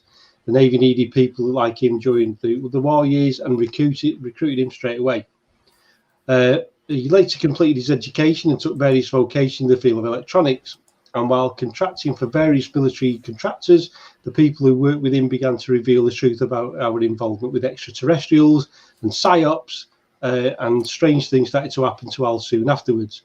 While in Hawaii in 1956, he had a brief encounter with an individual he now believes to be Mark Hamill, the actor in Star Wars. Soon after, he was recruited to Montauk Project. Now, I need to check how old Mark Hamill was, because, 1956, let me think. What was Star Wars? 1977. He didn't look that old in there, so that's something I really need to check on. He'd carry out his normal job in California and take the underground subway to Montauk, Long Island, to carry out his duties there. After the time tunnel was perfected, he would simply be teleported to the underground base and reported back to the apartment. During the 70s, Al was the program director for the sidekicks who manned the Montauk chair. Since the Montauk Boys were a key figure at Montauk, Al had some influence with the Montauk Boys program. His duties were to handle the operations of the mind control. He was in regular contact with Duncan Cameron and Preston Nichols. Stuart Swerdlow was one of the Montauk Boys programmed under Al Bielek. In the 1980s, when the time control programs were operational, Al participated in some of the time travel experiments. Both he and Duncan travelled to Mars on several occasions. Now, just listen to that. Travelled to Mars on several occasions, a bit like Alpha Centauri earlier on. He now remembers several of the trips he took with teams to a research station in 100,000 BC. Other planets to get canisters filled with light and dark energy, and to the year 6037. In January 1980, after seeing the movie The Philadelphia Experiment, his memory started returning. Al believes his involvement with the Montauk ended with that revelation. Over time and through meetings with Preston Nichols, Duncan Cameron and others, many more memories returned. Ironically, just after his memories returned, Dr. John Boy Neumann tried to get in touch with him, a promise he made to Ed Cameron should his memories ever return. Al made the decision to go public with the information about his involvement at Montauk and the Philadelphia Experiment in 1989. He's been a prolific speaker on both radio talk shows and conferences. He believes he's not been harmed or stopped because his time traveling experiences locked him into this timeline. Somehow, by being here today, he, among others in the program, served to balance the effects they produce from prior time traveling experiments.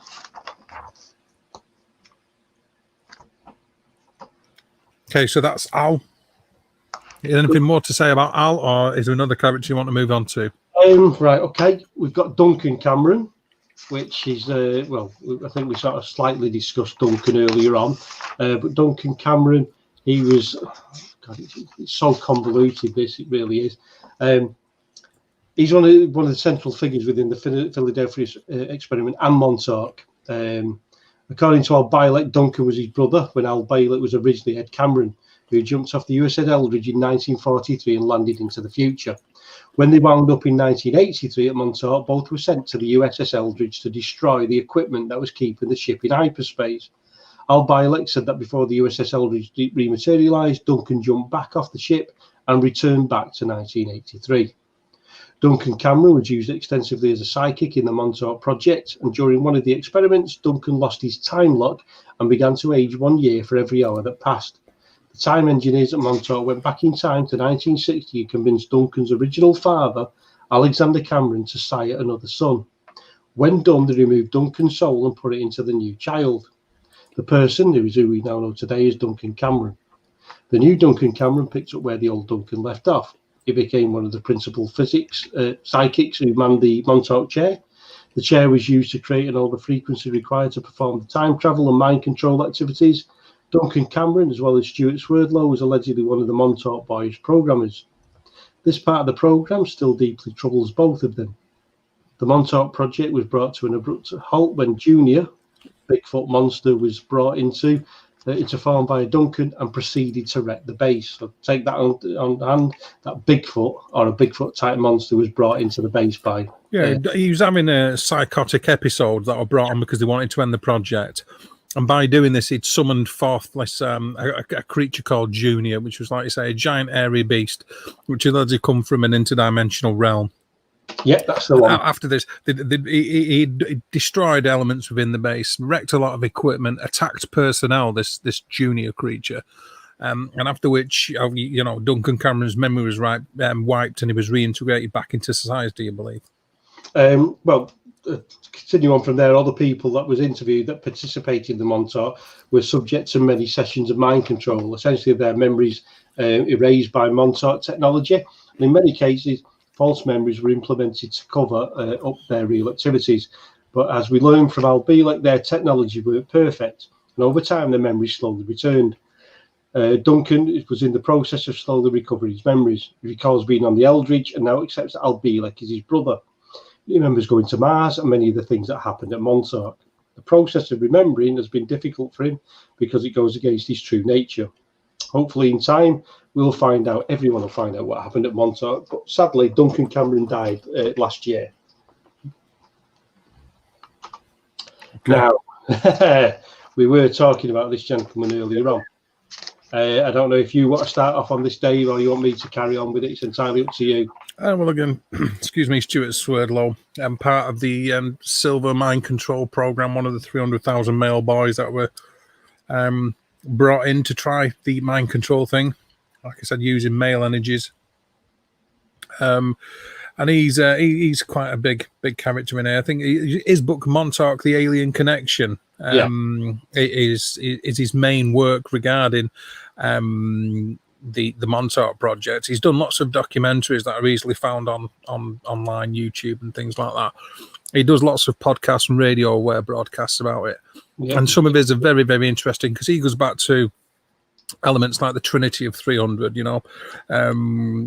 and the family of 13, the Trinity of 300 who helped the Illuminati, which is the family of 13, which various big families that a lot of people will already know about. And going back to the Sumerian type. Yeah, go on. I was going to say, one of Swerdlow's probably best known podcasts was the Reptilian Illuminati Secrets Exposed. So yeah. That's the kind of guy he is. So go on, Steve, Stuart Swerdlow. Basically, you've covered quite a lot of it there. He was born in the 50s in New York, and in an early age, he remembered a lot of encounters with alien beings. In fact, some weren't even humanoid.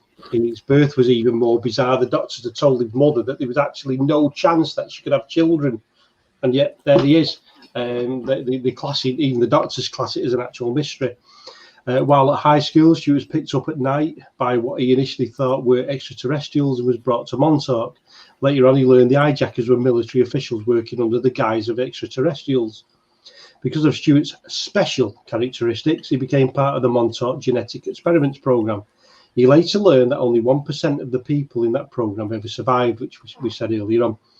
Stuart became sort of a normal with some special skills, and these skills were used extensively as a programmer of the Montauk Boys. While at Montauk, Stuart knew of Bielek. He confirms that Al was the psychic program manager while he was there. And in 1983, when the Montauk station was destroyed, however later rebuilt, Stuart went into a tailspin. He believes the station had a lock on him and in some sense controlled him. And when the lock was released, he lost his identity.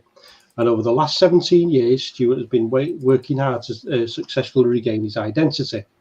He was put in federal prisons to persuade him not to talk about his past. And what is unique to Stuart is that he never lost his memories of any of the experiments at Montauk. Presently, Stuart is teaching others how to use the techniques used at Montauk for positive purposes. He teaches seminars on how to align and enhance the mental capabilities of his students. Now, let me just sort of put things in a little bit of perspective, like Nodge said before about the reptilian thing. But this gentleman announced a number of years ago that one of his missions was to go back in time and kill Christ, which he couldn't do. So he was sent back a second time to get blood from Christ when he was being crucified, which he did manage to do. On his return, he was teleported to Mars, where he gave the blood samples to Duncan Cameron, and they created a clone of Jesus, what is allegedly being prepared to stage a second coming of Christ. Now, is that possibly Project Bluebeam? But again, that's probably for another show. Who's next on the list? Next on the list is Dr. James F. Coran. Now, I don't know if you've ever heard of this guy. Mm-hmm. Is that a yes or a no? Yes. Yeah, that's all right then. Basically, this guy got a few scientists together and basically said, oh, I think we can actually prove that what experiments they did in regards to the Philadelphia experiment could be replicated. And they did do. So he adds a little bit of credence to the story to say that what technology was used would have been great at the time, but nowadays it would have been pointless because the amount of energy that's put in wouldn't be enough for what you're getting out of it. But yeah, it could have been done. Yeah, at that time it was a viable concept, a viable option, yeah. Yeah. And then Project Pegasus, we are on for Andrew Basiago. Yes, because where's that? I've lost it. I've lost Andrew Basiago. I don't believe it. Where's my notes gone? Oh, I don't believe it. Anyway, Basiago, he's one of the guys who was one of the initial ones which was taken to do the Pegasus project. He was initially taken through a time system, with a time tunnel with his father, and they went to meet a general. And he's classed as the first child to actually go through it. He's actually at the moment a senator, an attorney, and he's actually running for the presidency. He believes that the likes of the two Bushes and that Barack Obama were also part of the setup of Project Pegasus, where they were shown the future and they would go back in time then and create that future so that their time in the office would start bringing things about. He was Andrew Basiago was supposed to have been sent back to view the Gettysburg Address. There's supposedly a photograph of him stood there in the middle of a field with a pair of boots on, and that's supposed to be the alleged proof of why he was there. He's supposed to have spoken to the likes of Lincoln, along with the likes of the Bushes and Barack Obama. They were supposed to have spoken to him as well. And basically, this guy, he's got an internet site out there. And if you want to go and have a look, he will tell you how time travel works, how it has worked, and how it's sort of been brilliant to him. Interesting character. He certainly is. The thing what always got me was many years ago, I managed to catch a program which was done by Jesse Ventura, which used to be ex-wrestler. He was in the Preston and stuff like that. And to be honest, he sort of ruined, which could possibly have been a good introduction to the theoretics and the possibility of time travel, because he just literally came on at the very start of it. It's just got Jesse Ventura going, "Oh my God, time travel is real, and I've got a photograph to show the truth." And I'm thinking, "Oh, show me the photograph," and he didn't till right at the end, and it just shown, like say, Andrew Basiago stood in a field, and he said, "This is proof of time travel." And after he'd gone through all that, I'm thinking, no, it's not. It's a picture of a kid in a field. It could be anybody. Okay, cool. So that's Andrew Basiago. Anybody else on the culprits list? Edward Teller. Yeah, I thought Edward Teller would have to make an appearance, yeah.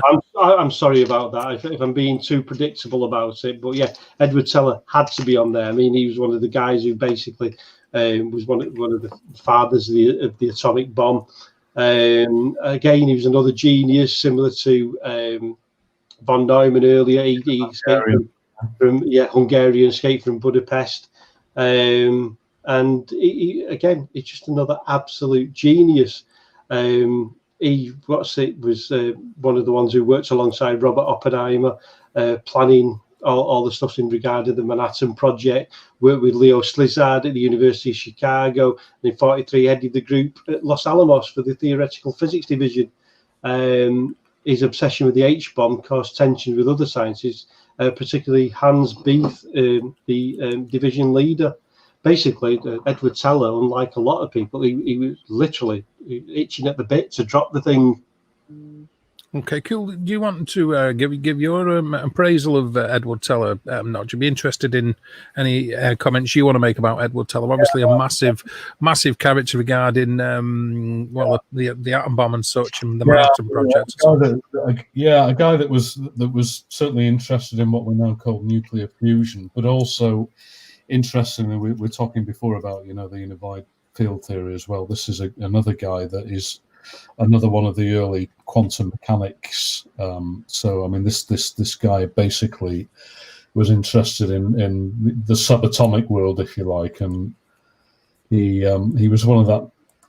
They called them the Martians. All the Hungary has a particular affinity with things like chess and mathematics, and it's deep in the culture, and he was another one of that group. But this is a guy that pursued something called the Thomas Fermi theory, which is basically another thing in the quantum mechanics study, if you like, of complex materials and complex atomic and subatomic particles. So again, quite a key guy, if you like, in the as Steve said, not just the development of the Oppenheimer thing and all that stuff, but also somebody that really took forward the work that people like Heisenberg were doing in terms of quantum mechanicals, and I think he was big on ionization of hydrogen. So this was a chap that was the real McCoy in terms of the work he did in terms of physics. Okay, excellent. Have we anybody else on the list, Steve, before we start to take questions? Harold Agnew. Let's give Harold Agnew a shot. Yeah, let's bring him in. He was born in 1921 in Denver, Colorado, and was an adjunct professor at the University of California in San Diego. He received a Bachelor's of Arts in Chemistry from the University of Denver in 1942 and joined Enrico Fermi's research group at Chicago in 1942. First, he was sent to Columbia University, then moved with Fermi back to Chicago and participated in the construction of the atomic dial under the west stands at Stagg Field. He was witness at the initiation of the first controlled nuclear chain reaction on December the 2nd, 1942, and following this event, he moved to Los Alamos in 1943. Now, this is the biggie. On August the 6th, 1945, he flew with the 509th Composite Group to Hiroshima with Luis Alvarez and measured from the air the yield of the first atomic bomb that ever fell. Okay, so is that we come to the end of them? No, that's the last one. Howard Hughes. Okay, so Howard Hughes, God, yeah, okay. Apparently, they approached Howard Hughes to be able to use some of the aircraft, and also for a drilling ship that he was using as well, so that they could use it as camouflage for certain activities. But mainly, they wanted him to invest money into it. And of course, Howard Hughes at the time had absolute ridiculous amounts of money. And he wanted to be involved because he thought it was going to be for the good of the American public and stuff like that. And yeah, Howard Hughes, he was probably the last person you would think would be involved with anything like this, but he certainly was. Okay, excellent. Okay, so that's a roundup of the personnel involved in the Philadelphia experiment, the Montauk Project, and Project Pegasus. However, bring to people's attention, should they be interested, a little bit of info. I'll put up a bit of a diagram, bit of a picture for you to see regarding the mind control using electronic waves. Earlier sent out by the SAGE radars, what you see in there from top to bottom is brainwave activity. You've got gamma brainwave activity at the top, 30 hertz and higher. Beta brainwave activity, 13 to 30 hertz. Alpha brainwave activity from 8 to 12 hertz.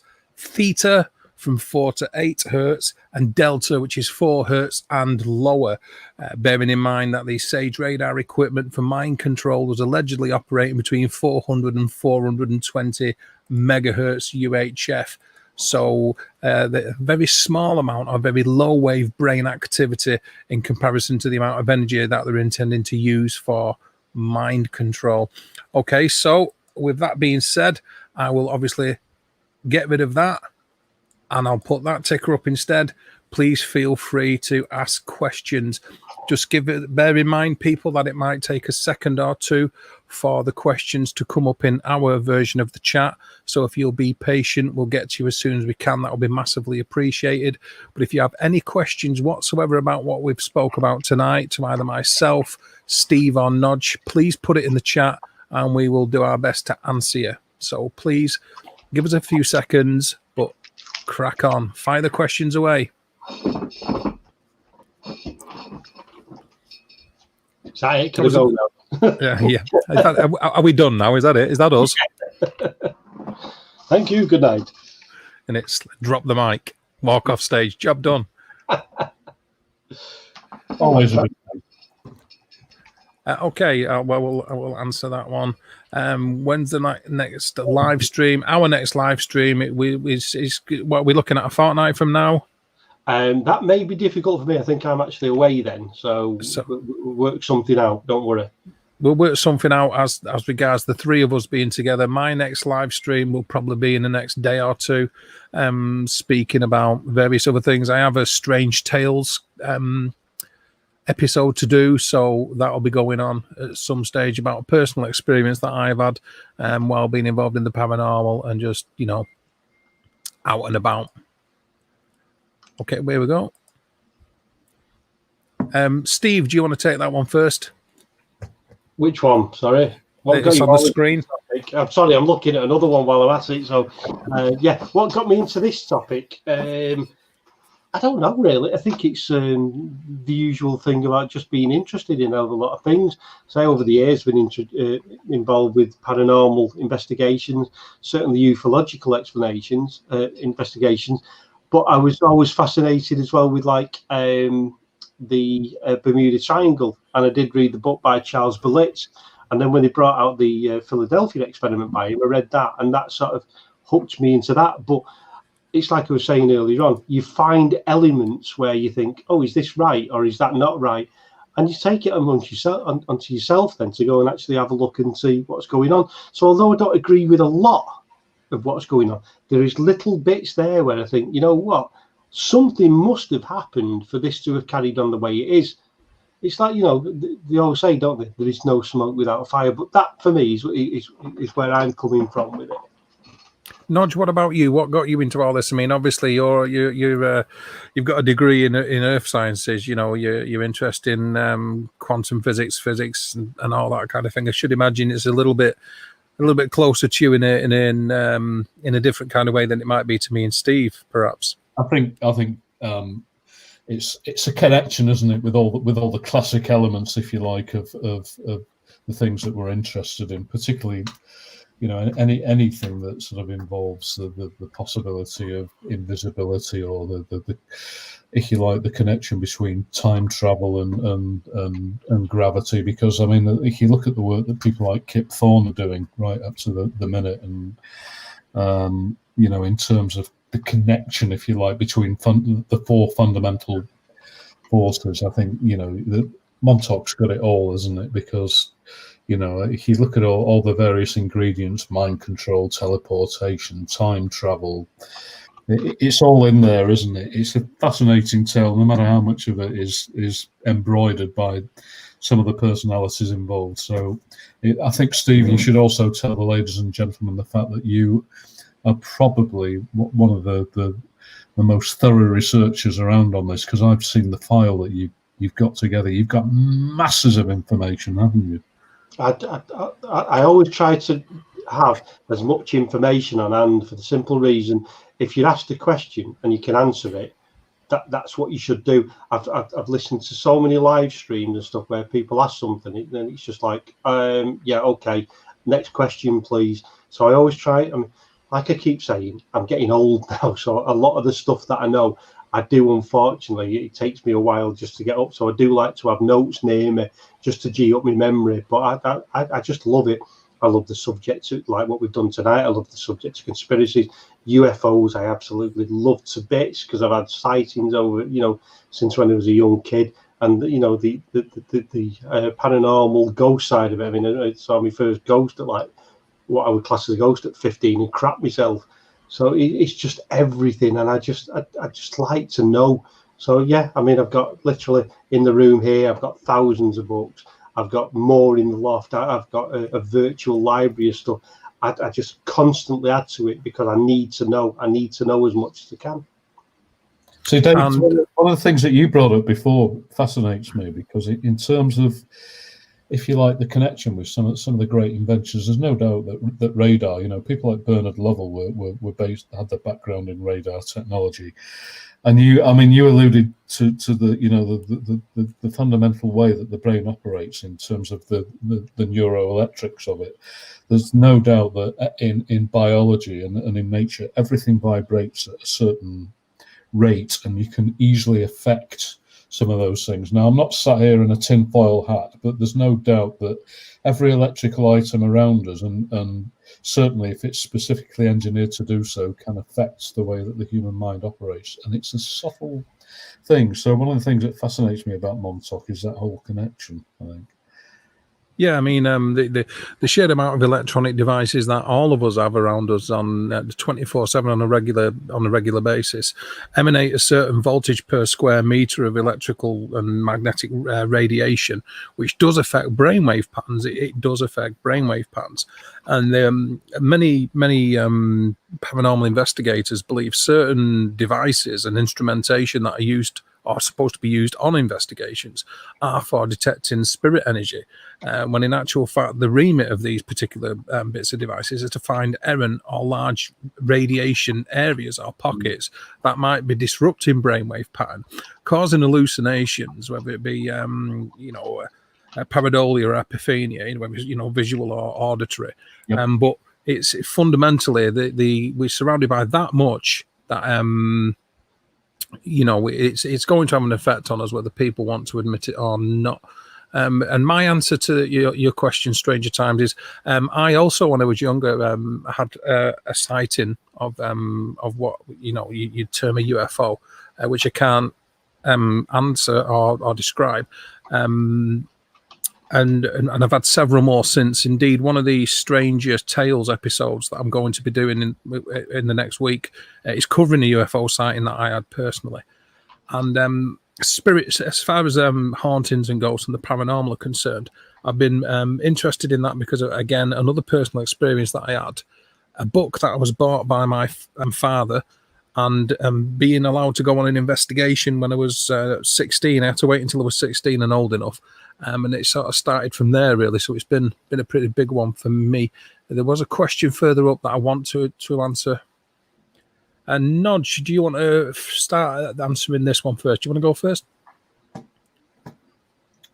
I think some of the elements are intriguing. I'm particularly intrigued by the mind control element. I can well believe some of that stuff. I think the Bielek stuff that Steve so ably described, I think there's just too much there. It reads like good science fiction or bad science fiction, whichever you want to ascribe to. I think Steve said there's no smoke without fire. There's no doubt that there are some very, very interesting ideas here. The correlation, if you like, between the Philadelphia experiment and Montauk is also interesting to me. I think there's undoubtedly some truth to the matter. There's no doubt that there was a lot of activity at Montauk after the base was closed, but I'm not sure in terms of going back to Mars or being questioned on Alpha Centauri. That's too wacko jacko for me. Okay, I'll give you my answer before I pass it through to Steve. I believe there's possibilities that elements of it are completely true, given our understanding of energy, and what energy is about the universe and stuff.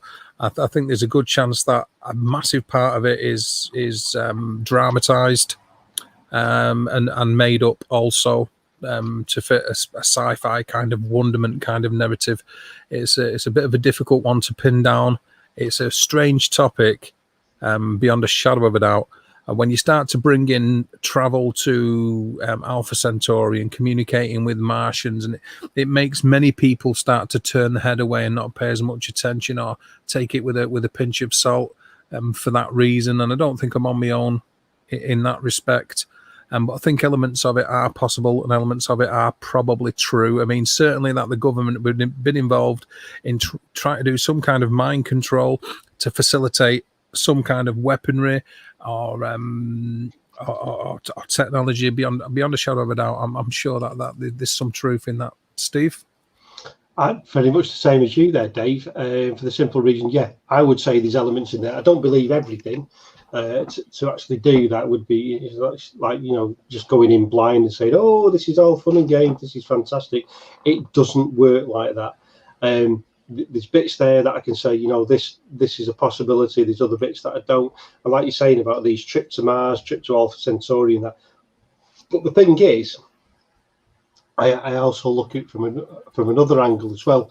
If I was somebody who lived on a small island, that somebody came to me saying like 1910 or something like that, I said, you know what? I don't know if you know this, but we're actually flying around at the moment in these things that we call aeroplanes, and we take off into the sky. And I'd be going, ooh, well, I don't know about that. Are you sure? And you'd question it, even though, you know, it didn't exactly happen, or you wouldn't think it had exactly happened. And that's why I'm looking at it, that who knows? And that's the beauty of the subject that we're in, that it's so contentious on so many levels, that it really is a case of, it's a belief system. Do you believe it or do you not? And if you do, you can sometimes fall into a trap. But the thing is, it's all a matter of some kind of strange version of a faith. If we relied on religion as a faith, which we've done for many years, or certain people have for many years, it's not moved us forward. But we've put our faith in science, and that has shown us the way forward. And I'm damn sure that, you know, if we all sat back and sort of went, you know, there's a possibility, and that's what we have to be looking at times, the possibility of it. We don't necessarily mean it's going to happen now, or it is happening now, but there's always that possibility. Right, okay, and if there's no more questions, I'm going to jump on some comments that people are making that we can comment upon ourselves. And one of them being that technology has taken over our lives too much. Now, I think that is, there's a lot of truth in that. I mean, and that might sound a little bit, you know, a little bit contradictory given what we're doing, and that we're actually speaking or doing a live stream on YouTube using technology to voice these opinions. But I think this is in relation to books, given what I've been reading in the chat, that people prefer actually looking at a book, holding a book, the physicality of a book. And as another comment that I've just seen there, the actual, because I can relate to this, the smell of a book, it's almost like knowledge of intelligence, of time, of worth, if you can relate to that, Nodge. I'm a qualified librarian. I started out life, you know, I spent 25 years at Manchester Public Libraries. I've got a great love for books and libraries, and I agree entirely with the comments made. I do think, though, that it's how we use technology that could be the problem. You know, if you pick up your mobile phone or get on your laptop, you can more or less look at every amazing, fantastic cultural or scientific text ever written, but most people don't. They prefer to share pictures of kittens and stuff, and there's nothing wrong with that. But I think in a lot of cases it's the choices that we make, because the technology makes it too easy to waste our time with. So yeah, I've got some sympathy with that. I mean, I've got a house full of books, and as I say, my background is as a historian is working with primary sources and archives. And one of the first things I ever did was a big thing on the cotton industry, looking at some of Richard Arkwright's original papers and Samuel Crompton's plans. And there's something about the immediacy of holding a piece of history in your hands that kind of dies on the screen. So as much as I love all this stuff, and I do love it, I do love all the technology, I agree. I think we need to temper the way that we use it and think very carefully in future how much of our trust we put into it. Steve, your thoughts? Do you think we use technology too much today's society? I do. I think we've become far too dependent on it, and I certainly believe the likes of social media, Facebook, and the likes of things like that. I think my big argument of anything like that for many years has been well, you know yourself, when we've been told about civil liberties and everything else, and we say, oh no, the man's asking us to fill in a form, oh no, the man's asking us, they want to know this, that and the other. And so what do we do now? People actually go online and they tell them where they are, who they're with, when they're there, this, that and the other. Nobody has to sort of worry anymore about people spying on them. They're giving the information up themselves. Yeah, absolutely, quite freely as well. I mean, looking at some of the comments there, Mags, I think everything in moderation. People forget to live life when Google beckons. I'm a massive believer in that myself. I think it's drawn towards us. It's the type of culture that we've become unfortunately involved in. I mean, obviously tonight's stream has been about technology and the involvement of technology in conducting experiments and mind control, if you like. But ostensibly, you're dealing with everybody wanting to be on some kind of social media to see what's new, what's next, what's happening. And in a way, that's almost another form of mind control in a roundabout kind of fashion. I just put this up, what Beth's put. I think that's very wise, Beth. Yeah. I think the thing is, technology can be used for two things. It can be used to bring people together, or it can be used to drive us apart. But I agree absolutely. I think we need to have a bit of a diet in terms of the way we use it. So I agree entirely with Beth. I think doing something else is probably a very healthy thing. It's a useful tool. It's like, well, that's it. It's a double-edged sword because it can be a useful tool, but you can also become a slave to it as well. I think it's a bit like well, Dave, you'll know this. It's a bit like a musical instrument. There are musicians who worship the instrument itself and musicians who use them to make music. And it's a bit like photography is the same. You know, is the photograph the thing or the camera? It's the reasons and the way that you view these pieces of technology. Are they a medium onto another end, a creative end, or do you just worship them for what they are? Now, in photography, we call those people measure baiters, sorts of people who are just interested in the instrument itself rather than what you would use it for. So I think it's the way you use technology, but I think, Beth, I agree wholeheartedly. Yeah, I do as well, actually. I think if you can get out and do that, that's absolutely fantastic. Try and tear yourself away from it a bit. I mean, I know it can be difficult for some people, they're it's a real thing. Yeah, it is. We're saying it is addictive, and it can be addictive, and to some people it can ruin their life and it can drive them to suicide. I'll never forget there's a game called World of Warcraft, and people really got ridiculously addicted to it. And it was a South Park episode, and it was showing them like playing this Warcraft game. And literally the parents were going downstairs and they had like a bowl that they were sticking behind them so they could take a dump in it so they didn't have to move off the computers. And you know what? That was just so sad, because I did read on so many occasions about all the families that were having trouble, that, try to get them to come down for meals, try to make sure they had something to eat, that they got up for work. And this was all down to just this game. So if you can imagine that a game can do that, yeah. And I do know, all you got to do is actually sometimes just look on Facebook. The people who are absolutely addicted to that, the second that you put a post up, bang, they're on it. I like to go to sleep sometime. It turns around that, then people are saying, why didn't you answer me text? Hang on a minute, because I was asleep. Just looking at the feed, Stranger Times reminded me that Preston Nichols was actually the if you like, the inspiration behind the Netflix series Stranger Things, wasn't it? Yeah, absolutely. Andy, how far do you go before you were in the realms of Luddism?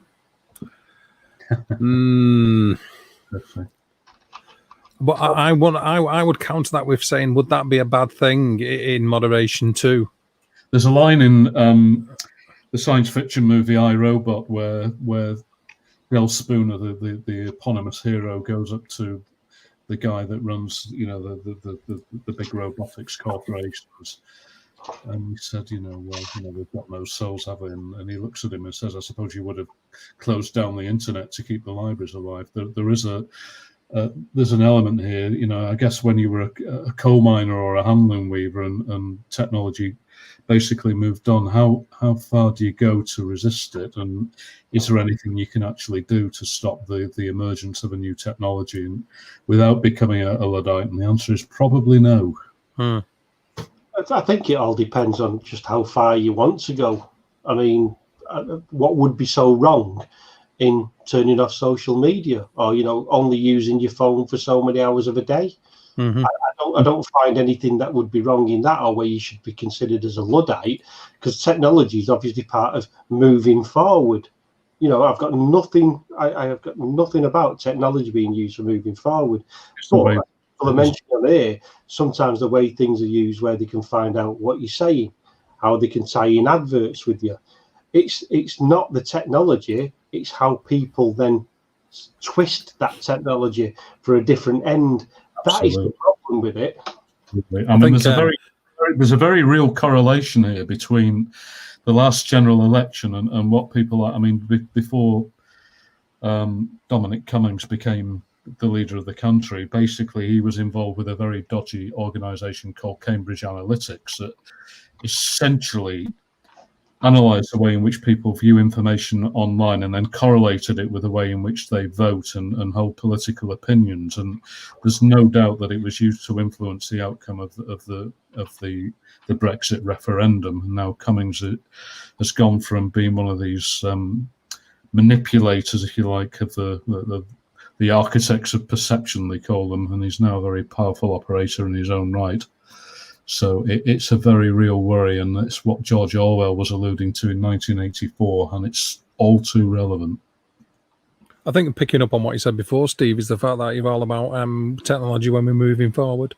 Excuse me. And I think one of the big concerns really is that, if anything, it's causing the big part of society to stay where they are and not move anywhere due to being anchored to what is almost like a brainwashed nanny society. That's catered for by internet garbage, bilge and filth. There you go. Is there any other questions in the chat? Dave, isn't that our next podcast? Internet garbage, filth, and yeah, it should be. Actually, keep your eyes and ears peeled, people, because that could be very well the next cast that we do. Is there any more questions or any statements in the chat that you would like us to pick up on? We'd be more than happy to try and do something with it. If not, we will get out of here. I'll give it a second or two. It's happening though, isn't it? It certainly seems to be that way. Yeah. It certainly seems to be that way. Give it another second. There is hope, though, because all you guys, everybody that's involved here, you're all thinking for yourselves. And if technology can facilitate people exchanging their own ideas and their own views, like Steve says, you don't need to agree with anything we're saying up here. But if it makes you think for yourself and talk to each other, then there is hope. Yeah, there is always hope, that's for sure. If you're speaking and communicating, then we're not standing still in the strictest sense of the word. Thank you for putting up, Louise. That is absolutely correct. If there's anything at all you want us to cover or discuss, please do exactly as Louise has suggested there on screen, because we're more than happy to do that, because that's pretty much the way we are, you know. Do you not think, though, that while there's like free thinkers like us around, that we are the ones that will sort of like stem the flow of all the crap that's going on around us, where we can look around and say, you know what, I don't believe, you know, the media line, or I don't believe this. And I think that's the way forward, that as long as people like us can actually do it, then that's how it should be done. Because, you know, don't depend on anybody else, because how many people switch on the news at night and believe everything that they're told, whereas we probably think, hang on, that's not right. A good friend of mine's just been in touch with me to remind me, hi Leonie, she's up in Scotland, to remind me that you know, people like her are housebound after 8 p.m. because they've got family responsibilities, be lost without IT and social media, and it can connect us all together, and it can be a useful thing. So it's not all doom and gloom by any means. No, absolutely not. Do you want to elaborate upon that, or are you just putting Phil's name out? So look at that. As long as people question things, then we still have free will. Yeah, the power of free will is one that shouldn't be able to be taken from anybody. I'll put that up in a minute for you, Steve. That's why science is so important, because the one thing that politicians haven't done throughout the pandemic is they've been saying they've been following the science, but as Brian Cox pointed out, science isn't about the answers, it's about the sort of questions you ask. No, I'm going to enjoy tonight. Now, my librarian is still interested in listening. You still played a good part, and thank you for being there, Mags, as always. Posed a couple of good comments in the chat, which is always appreciated. Play down on the knowledge and have their brains closed down. That's happening all over the place. I always say, Dave, that stupidity is a choice, ignorance is a choice. People are born with perfectly good brains they choose not to use. I'm guilty of that. We all are to an extent. I'm guilty of that, yeah. I think we all are to an extent sometimes, but not all the bloody time. Okay, so anything else in the chat? Oh, wait, here we go. We'll comment upon that. Yes. Yes, there are many internet experts. The many people who will quickly jump all over the internet, and research is research, and there are ways of garnering research and information. But if it's just a case of quickly tapping it in to answer a comment that you see made, then you're not really researching it. You're sort of cheating in a way. But we've seen this throughout the pandemic. Hydroxychloroquine chloroquine is not really a proven treatment for COVID-19. Do not take colloidal silver. Blah, blah, blah. There are a dozen who see the world through Facebook, and that this spread of misinformation as well because of that, isn't it? I mean, we're living in a world where we're staring at a screen, giving us information from various different quarters, and on both sides of the coin, it's different narratives, but they're still using the same medium for gathering information and spreading information, which is the internet, regardless of what you believe and what you don't believe, and so on. And I think this is a very good comment here from Mags, if you'll excuse me a second. Sorry, G, if you want to answer that statement by Andy, please go. No, I agree entirely. I was going to say, Andy, in the old days, the days I was born in when the printed media was king, there were editorial standards, so not everybody had an opinion. And the problem was it was peer reviewed and it was checked before people committed to print, because committing to print is expensive. And basically what they tried to do was make sure that something was true and accurate before it went out. In the days of the internet, especially on a well-designed website, you can read absolute garbage that looks really authoritative because it's on a nicely laid out screen, and that's the danger, is separating the wheat from the chaff. I think that's a very fair comment, that, Mags. If you can't get out, then your tech is massively important, and it's not so much to downplay the importance of tech, but more to be mindful of people overplaying the importance of tech. In your situation, then it obviously gives you a link, so it's completely understandable. And Max, I suspect you use your technology rather more intelligently because it provides you with an important link with family and friends in the outside world. I think it comes back to our earlier comments. I think it's how you use the technology rather than the actual use of the technology itself. Yeah, so in your instance, tech's there fulfilling a larger purpose than just being a plaything. Yeah, a plaything. Yeah, that's a good way of putting it. I always equate. I mean, I've spoke to Nodge on many occasions over this. Like when we were younger, we never had anything like this, so we'd sort of like fart about, drawing stuff on paper or chatting. And coming up with concepts, theories, ideas, and this, that, and the other. And we didn't put it out there because there was nowhere to put it out, so we'd chat amongst ourselves. And it just feels that nowadays that, anything that's sort of like, it's so ridiculous. I mean, I'll never forget, and, call me for whatever. I remember one day waking up, and it was a Sunday morning, and I put my computer on, and I thought, I'll just check my messages because my daughter keeps in touch with me over Facebook or Facebook Messenger. And my brother, and he's on there, and he says, "Oh, dear Facebook, do you think I should watch Game of Thrones?" And I'm thinking, you what? Do you want to watch it, or don't you want to watch it? Why do you want to ask people? I mean, come on, do me a favour. And this is the massive problem, that we've created a society now that if people go to the bog for a crap, they'll take a picture of it and say, do you think this is all right? It's so sad out there. It's ridiculous.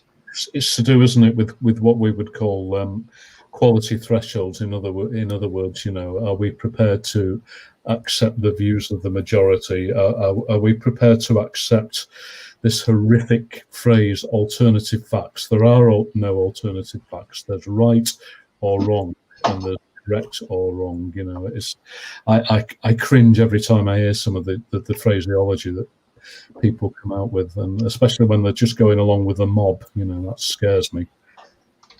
That's absolutely understandable there, Mags. That I'm in lockdown here again, so can't see the grandchildren, so video calls are a godsend in that instance. Technology is a help rather than a hindrance, beyond a shadow of a doubt.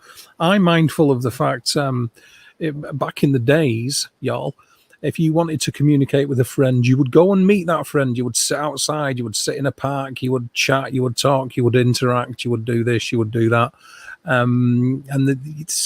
I don't know, society is different now, obviously. Is it safe on the streets? I don't know, depends upon the area. But of course, it's a lot of FaceTime and Facebook and Twitch and TikTok and various other things where people aren't meeting as much face-to-face or gathering. I mean, of course, taking the pandemic aside and the virus and social distancing aside, even before then, it's so much easier just to send a message. You know, and one of my bugbears, I know this isn't even relative. Yeah, there you go, Stranger Times. I've just seen your comment. You know what I'm talking about. And it's, in fact, I'm going to put that up because it's true. That's sort of what I'm alluding to, though, because you would do that. That is how we would get together. Can I just say, you know, in days gone by, like me and you, Dave, we'd sit around and we'd watch like Mystery Science Theatre. Sit down, and you know, you'd have the crack, you'd have a few beers, cup of tea or whatever. And it wasn't a case of like, I mean, a lot of people do it online now, and I've sort of logged into online, you know, watchings of Mystery Science Theatre and stuff like that. But it's not the same. Yeah, there might be hundreds of people, but it's not the same of having somebody sat. I mean, Nodge, you're the same. We've been sat down, you know, late night after a tachyon broadcast or something like that, and you know, we watched a late night Mystery Science Theatre. But you don't get that where, you know, there's all hundreds of people and everyone's sort of typing up. And especially when you've got like the delay on it, it doesn't work. But you can turn around to your mate, your friend, whatever, and say, oh, yeah, and come out with a line, and it's perfect. I think it's worth mentioning the fact, that this is a good segue into the fact that there's the Tachyon Radio website scrolling across the bottom of the screen there for all things sci-fi information, good tunes, good show. Steve runs that. Nodge is massively involved. Every century or so you might hear me doing something. But that's go to that site and have a good listen and drag you out of the dark side for that. It should drag me out of the dark side and show you love at Tachyon Radio, by the way, people. So that was a good way for a segue. There's one. Sorry, I've got to put this one up. Oh, most definitely. Jim Kirk would have had a smartphone. Where do you think the smartphones come from? Come on. Absolutely. I mean, James C. Kirk. It's the tricorder, isn't it? Yeah, you know, it's the old mobile phone, but James C. Kirk was a god amongst men. You don't diss the Jim Kirk. I mean, he was, you know, forget Picard, forget Janeway, forget Archer, forget all the rest. You know what? There was only one starship captain, and that was James C. Kirk. Sorry, that's me on a rant. That God, you went off on a tangent at Warp 8 there, mate. There we go. I mean, I'm an original series Trekkie. I mean, it's got to be said. But you know, I don't know how many people have come forward and said, "Oh yes, Picard's the best." No, he's not. He was a boring git who spouted Shakespeare at every possible opportunity. Lavender Alert, do me a favour. Let's send that. Duration for 3 hours. Yeah, absolutely. I agree. I think, you know, we're talking about technology tonight, but there's, you know, the thing about Kirk and everything was that, and all those characters, was they were good with the people around them, and I think that's the problem. We're becoming. We were talking about virtual particles before, but if you like, since the pandemic's broken out, I've been working from home, doing video conferences every day, where I would have gone to 200 miles to meet people. We're all becoming virtual, and I think that there are some good things about that, but there are some dangers as well. Hello, Marana. Thank you for stopping by. Massively appreciated. Nice to see you in the chat there via Facebook. Thank you. Jim Rules best captain. Here you go, Steve. I'm sure you'll like this one, so let's put it up on the screen. Be the man. All right, question for Steve so he can rant. Rant I shall certainly do. Star Trek or Star Wars? For me, Star Trek any day, for the simple reason, original series Star Trek, it was more about family, about people trusting each other, about making sure somebody's got your back. Star Wars, yeah, it happened in a galaxy far, far away. And that's basically it. Just random things going on. But Star Trek, it was just absolutely perfect. I mean, you know, James C. Kirk, he could take you to the end of the universe. And I'll tell you what, if he thought you were lost on the planet, he would not leave it, or he would go back for you. Come on, what a guy. I've got to say this, the massive irony of that is the fact that they don't want to get involved in other species. I forget what's the directive. Prime directive. Yeah, the prime directive, yeah. And now these are human beings. Your Federation's like set up the human beings, and it was the Vulcans, weren't it, who first contact? Yeah. All you've got to do is look at humanity now. We can't even get on with people a couple of towns up the road, let alone with somebody from another planet. So I find it massively ironic, the entire thing that Star Trek is based upon. But for me, Star Wars. But if I had to choose a Star Trek series out of all of them, it would be the original series, beyond a shadow of a doubt, because of Jim Kirk. Jim Kirk. He's the man. He really is the man. What a top captain. Yeah. And Jean-Luc drank Earl Grey. Jim liked a proper drink. Yeah, but I mean, what you've got to realise, I mean, if you look at it another way, they did an episode. I'm not a massive fan of Next Gen, but they did an episode where I think there was an alien sort of like came aboard and pretended to be Jean-Luc Picard. And they worked out that the real Picard was the boring one. So I mean, that tells you a lot. I don't think that was as good as the episode on the original series called The Enemy Within, where Kirk ended up fighting himself. I mean, what kind of on-screen fist fight can you have than James Kirk fighting himself? That was absolute class. That. The Enemy Within. So don't forget the temporal prime directive too. Oh yeah, something that you saw more of in Voyager, where you know the Doctor had got 29th century mobile emitter and all that sort of thing. So there was a lot of time travel stories in Voyager, and it didn't always work out well. I agree. I'm into all of them, but there we go. Oh, take cover, Marana. No. How long have you got? I mean, no. Start. is basically the core of all modern science fiction stems from Star Trek, and in fact, all of the people like Dorothy Fontana and all the people that wrote for Star Trek basically were the cream of science fiction. Star Wars is basically about the way that the visuals of cinema was improving. So Star Trek, no, I'm sorry, not the same at all. Star Wars was just because George Lucas couldn't get the rights to Flash Gordon. Yeah, it was about visuals. Star Trek is about ideas and characters. Yeah, absolutely. Idealism. Yeah. I mean, all you got to do is look through Star Trek and see, like you say, the mobile phone, the communicator. They've got portable diagnostic equipment now, like the tricorder, the spray that they used for doing injections. That's all done. The way that they set out the bridge on a warship now is exactly the same as they did on the Enterprise. Yeah. It literally is. It's set a marker down for the future. And of course, it predates Star Wars by 9 years. But the other thing, the Borg, by the way, started not just in Voyager, but it was actually the Next Generation where they started. Although Voyager took it forward insofar that you had things like the Unimatrix Zero timeline, and they brought 7 of 9 into it and all that sort of stuff. I mean, look at that with Next Gen when they brought Q in. But who was the best version of that? The one in the original series, the Squire of Gothos.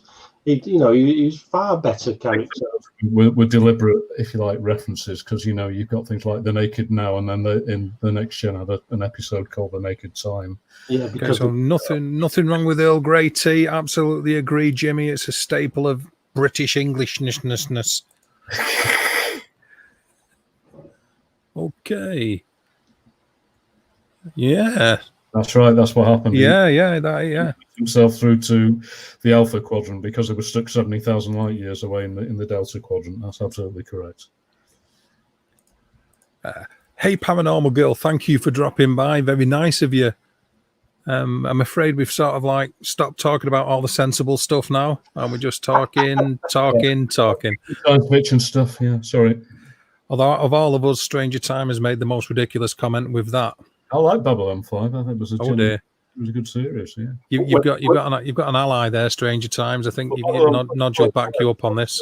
When you've got a character who's basically named after a biscuit, it doesn't sort of do a lot. Babylon 5 was also it was a music that fascinated me. Christopher Frank, and anybody that knows Tangerine Dream will know that. Yeah. There's a lot of good music in Babylon 5, so it's certainly better than Deep Space Nine. An idea that's not dissimilar. Deep Sleep Nine. So that was the worst. To me, that's the nadir of the Star Trek world. It's just the most awful thing they could have made. I'll tell you I would have to say in answer to that, Stranger Times, that would depend upon what kind of films you watch. You cannot do that, Dave.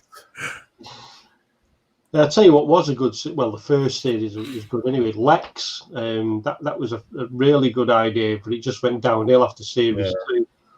Yeah, a lot of good ideas do that. They start out wonderfully and end up terribly. As do people's intentions within certain fields. They start out with the best intentions and then sell out. So it's the same the world over, doesn't it? It certainly happens a lot in cinema where you see. I mean, no actor, having done a little bit of acting, no actor ever takes on a part intending to give a bad performance, and no filmmaker sets out to make a bad film. But sometimes things just go bad. And I mean, look at Robert De Niro's career. He's been phony in his performances for so long, it's almost not worth him being an actor anymore. No, especially when you're doing adverts for De Niro. De Niro, yeah. It is a little bit sad, that one. Word is. Dark Skies. That was a good series. Yes, it was. Yeah. It was just a shame that he got caught up at the time, with the X-Files and stuff like that. But Dark Skies really was good. The pilot episode, it was just one of them that you watched and you thought, oh my God, what am I watching here? It was fantastic.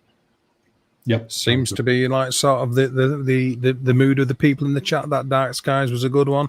Yeah, it's certainly. I mean, I must admit, I have got the series, and it's one of them that you could watch week by week. And if I remember rightly, the guy who played the main protagonist in it for the FBI or the CIA or whatever it was, he was the captain of the Red Dwarf in the very first episode. Yes, he was. Yes, right. Captain Hollister. Yeah, yes, that's right. Yeah. Yeah, it was. Okay. Andy, you were talking about. I think Dave, you put a feed up on Andy about vibrations. There's no doubt that physics is. If you read the work of people like Peter Higgs and the Higgs boson, and the fact that a lot of field equations now are talking about the way that nature, if you like, is derived from not just mass but also the frequencies at which various particles and energies vibrate. String theory especially, it's all in there. Music is based on vibration. There's a hidden mathematics that we've not quite gotten a hold of yet. Okay, let's no problem at all, Stranger Times. Very, very thankful for the fact that you've popped by and had input, made comments, and helped keep the things going. Very, very, very much appreciated. Hope to see you on one of the streams soon. Always welcome to pop by. Be nice to see you. I'm going to highlight that comment though.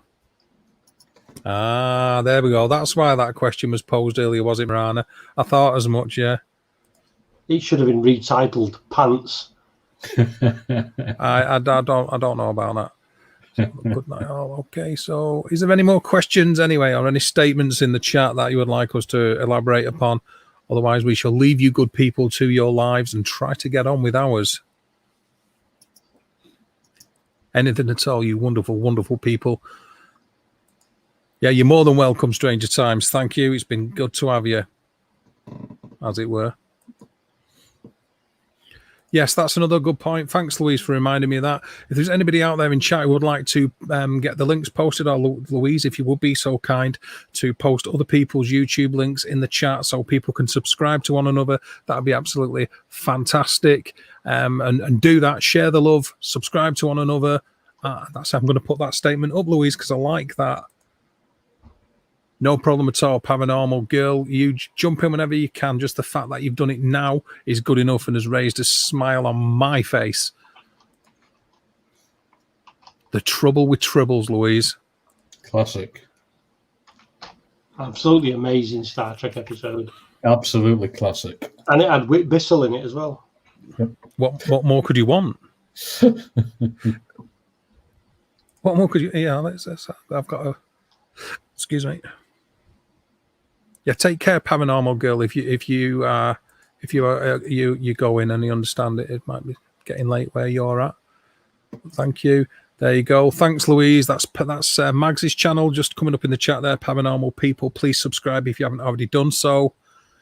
Beth's channel also in the side chat there. Please subscribe to that also. Yes, share the love. Beth started to do streams and we'll be doing videos. Mag's been doing informational videos also. There you go. Beyond the Paranormal, some very informative information about locations and other paranormal related stuff. Well worth a subscribe if you want to do that, which I think you should, quite frankly. So do it now. Of course, KY, thank you for dropping by earlier, by the way. Should you ever see the end of this, I think you've gone out live or you're doing a live stream roundabout now. So anybody who goes over there, I'm sure you'll be entertained by KY Ghost Adventures channel. Subscribe to that also, please. And halfway squatching and watching. Please give that a click, subscribe and show your love. You're doing a fantastic job, Louise. I really appreciate this. It has been noted. I have been paying attention that you've been all over this tonight, this evening. Big thanks to you for doing that. Oh, yeah. I'm going to highlight that.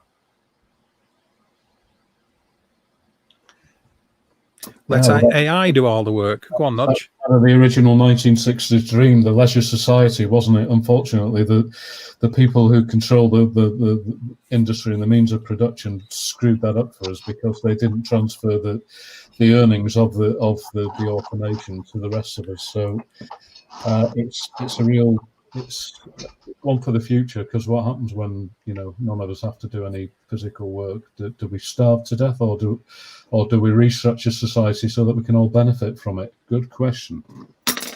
Yeah, subscribe to Paranormal Girl as well. The channel's in the side chat there. Thank you, Louise. The link is in the side chat. Steve, regarding the AI thing that Marana's posted.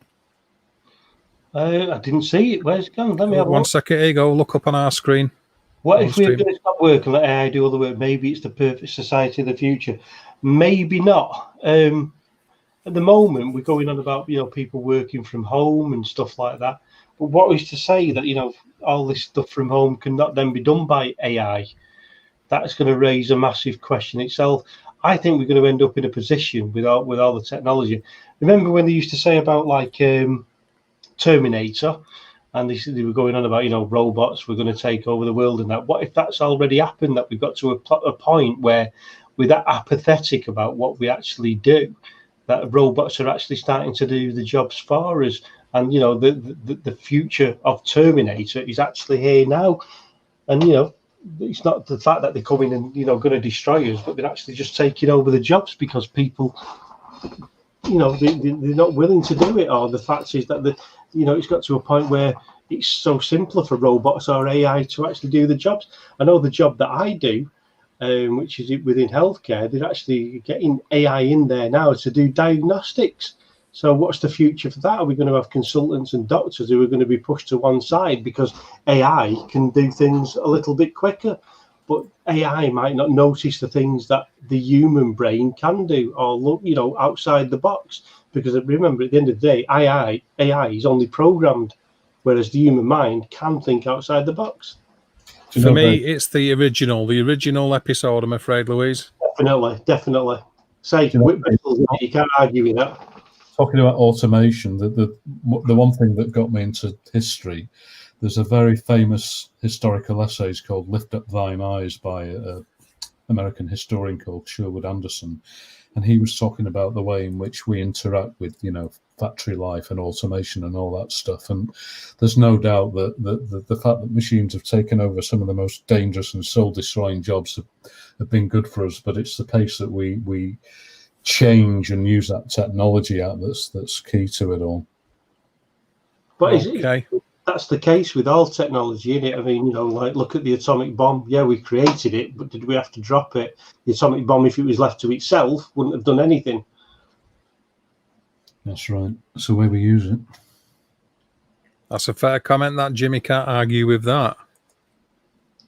Yeah, very true. I read an interview with Brian Eno the other day, and Brian Eno basically has stopped physically composing music, and he leaves his computer to get on with it, and then comes back and edits melody lines he either likes or doesn't like. So I personally quite like writing tunes, so I'll do it the old-fashioned way. So much for creativity, eh?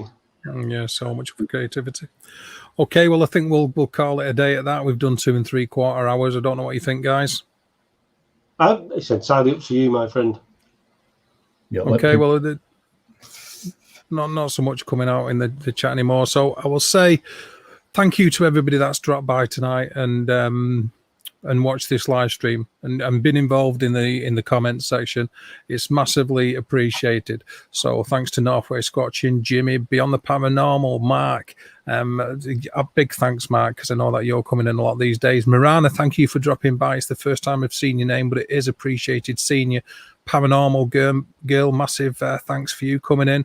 Obviously, a big thanks to Mags, a big thanks to Stranger Times, to Beth. Obviously, I'm trying to go back through the chat to try and remember everybody. Andy Jackson, thanks very much, Andy, for popping in. You're a good friend of mine. I always appreciate your support. Who else have we got?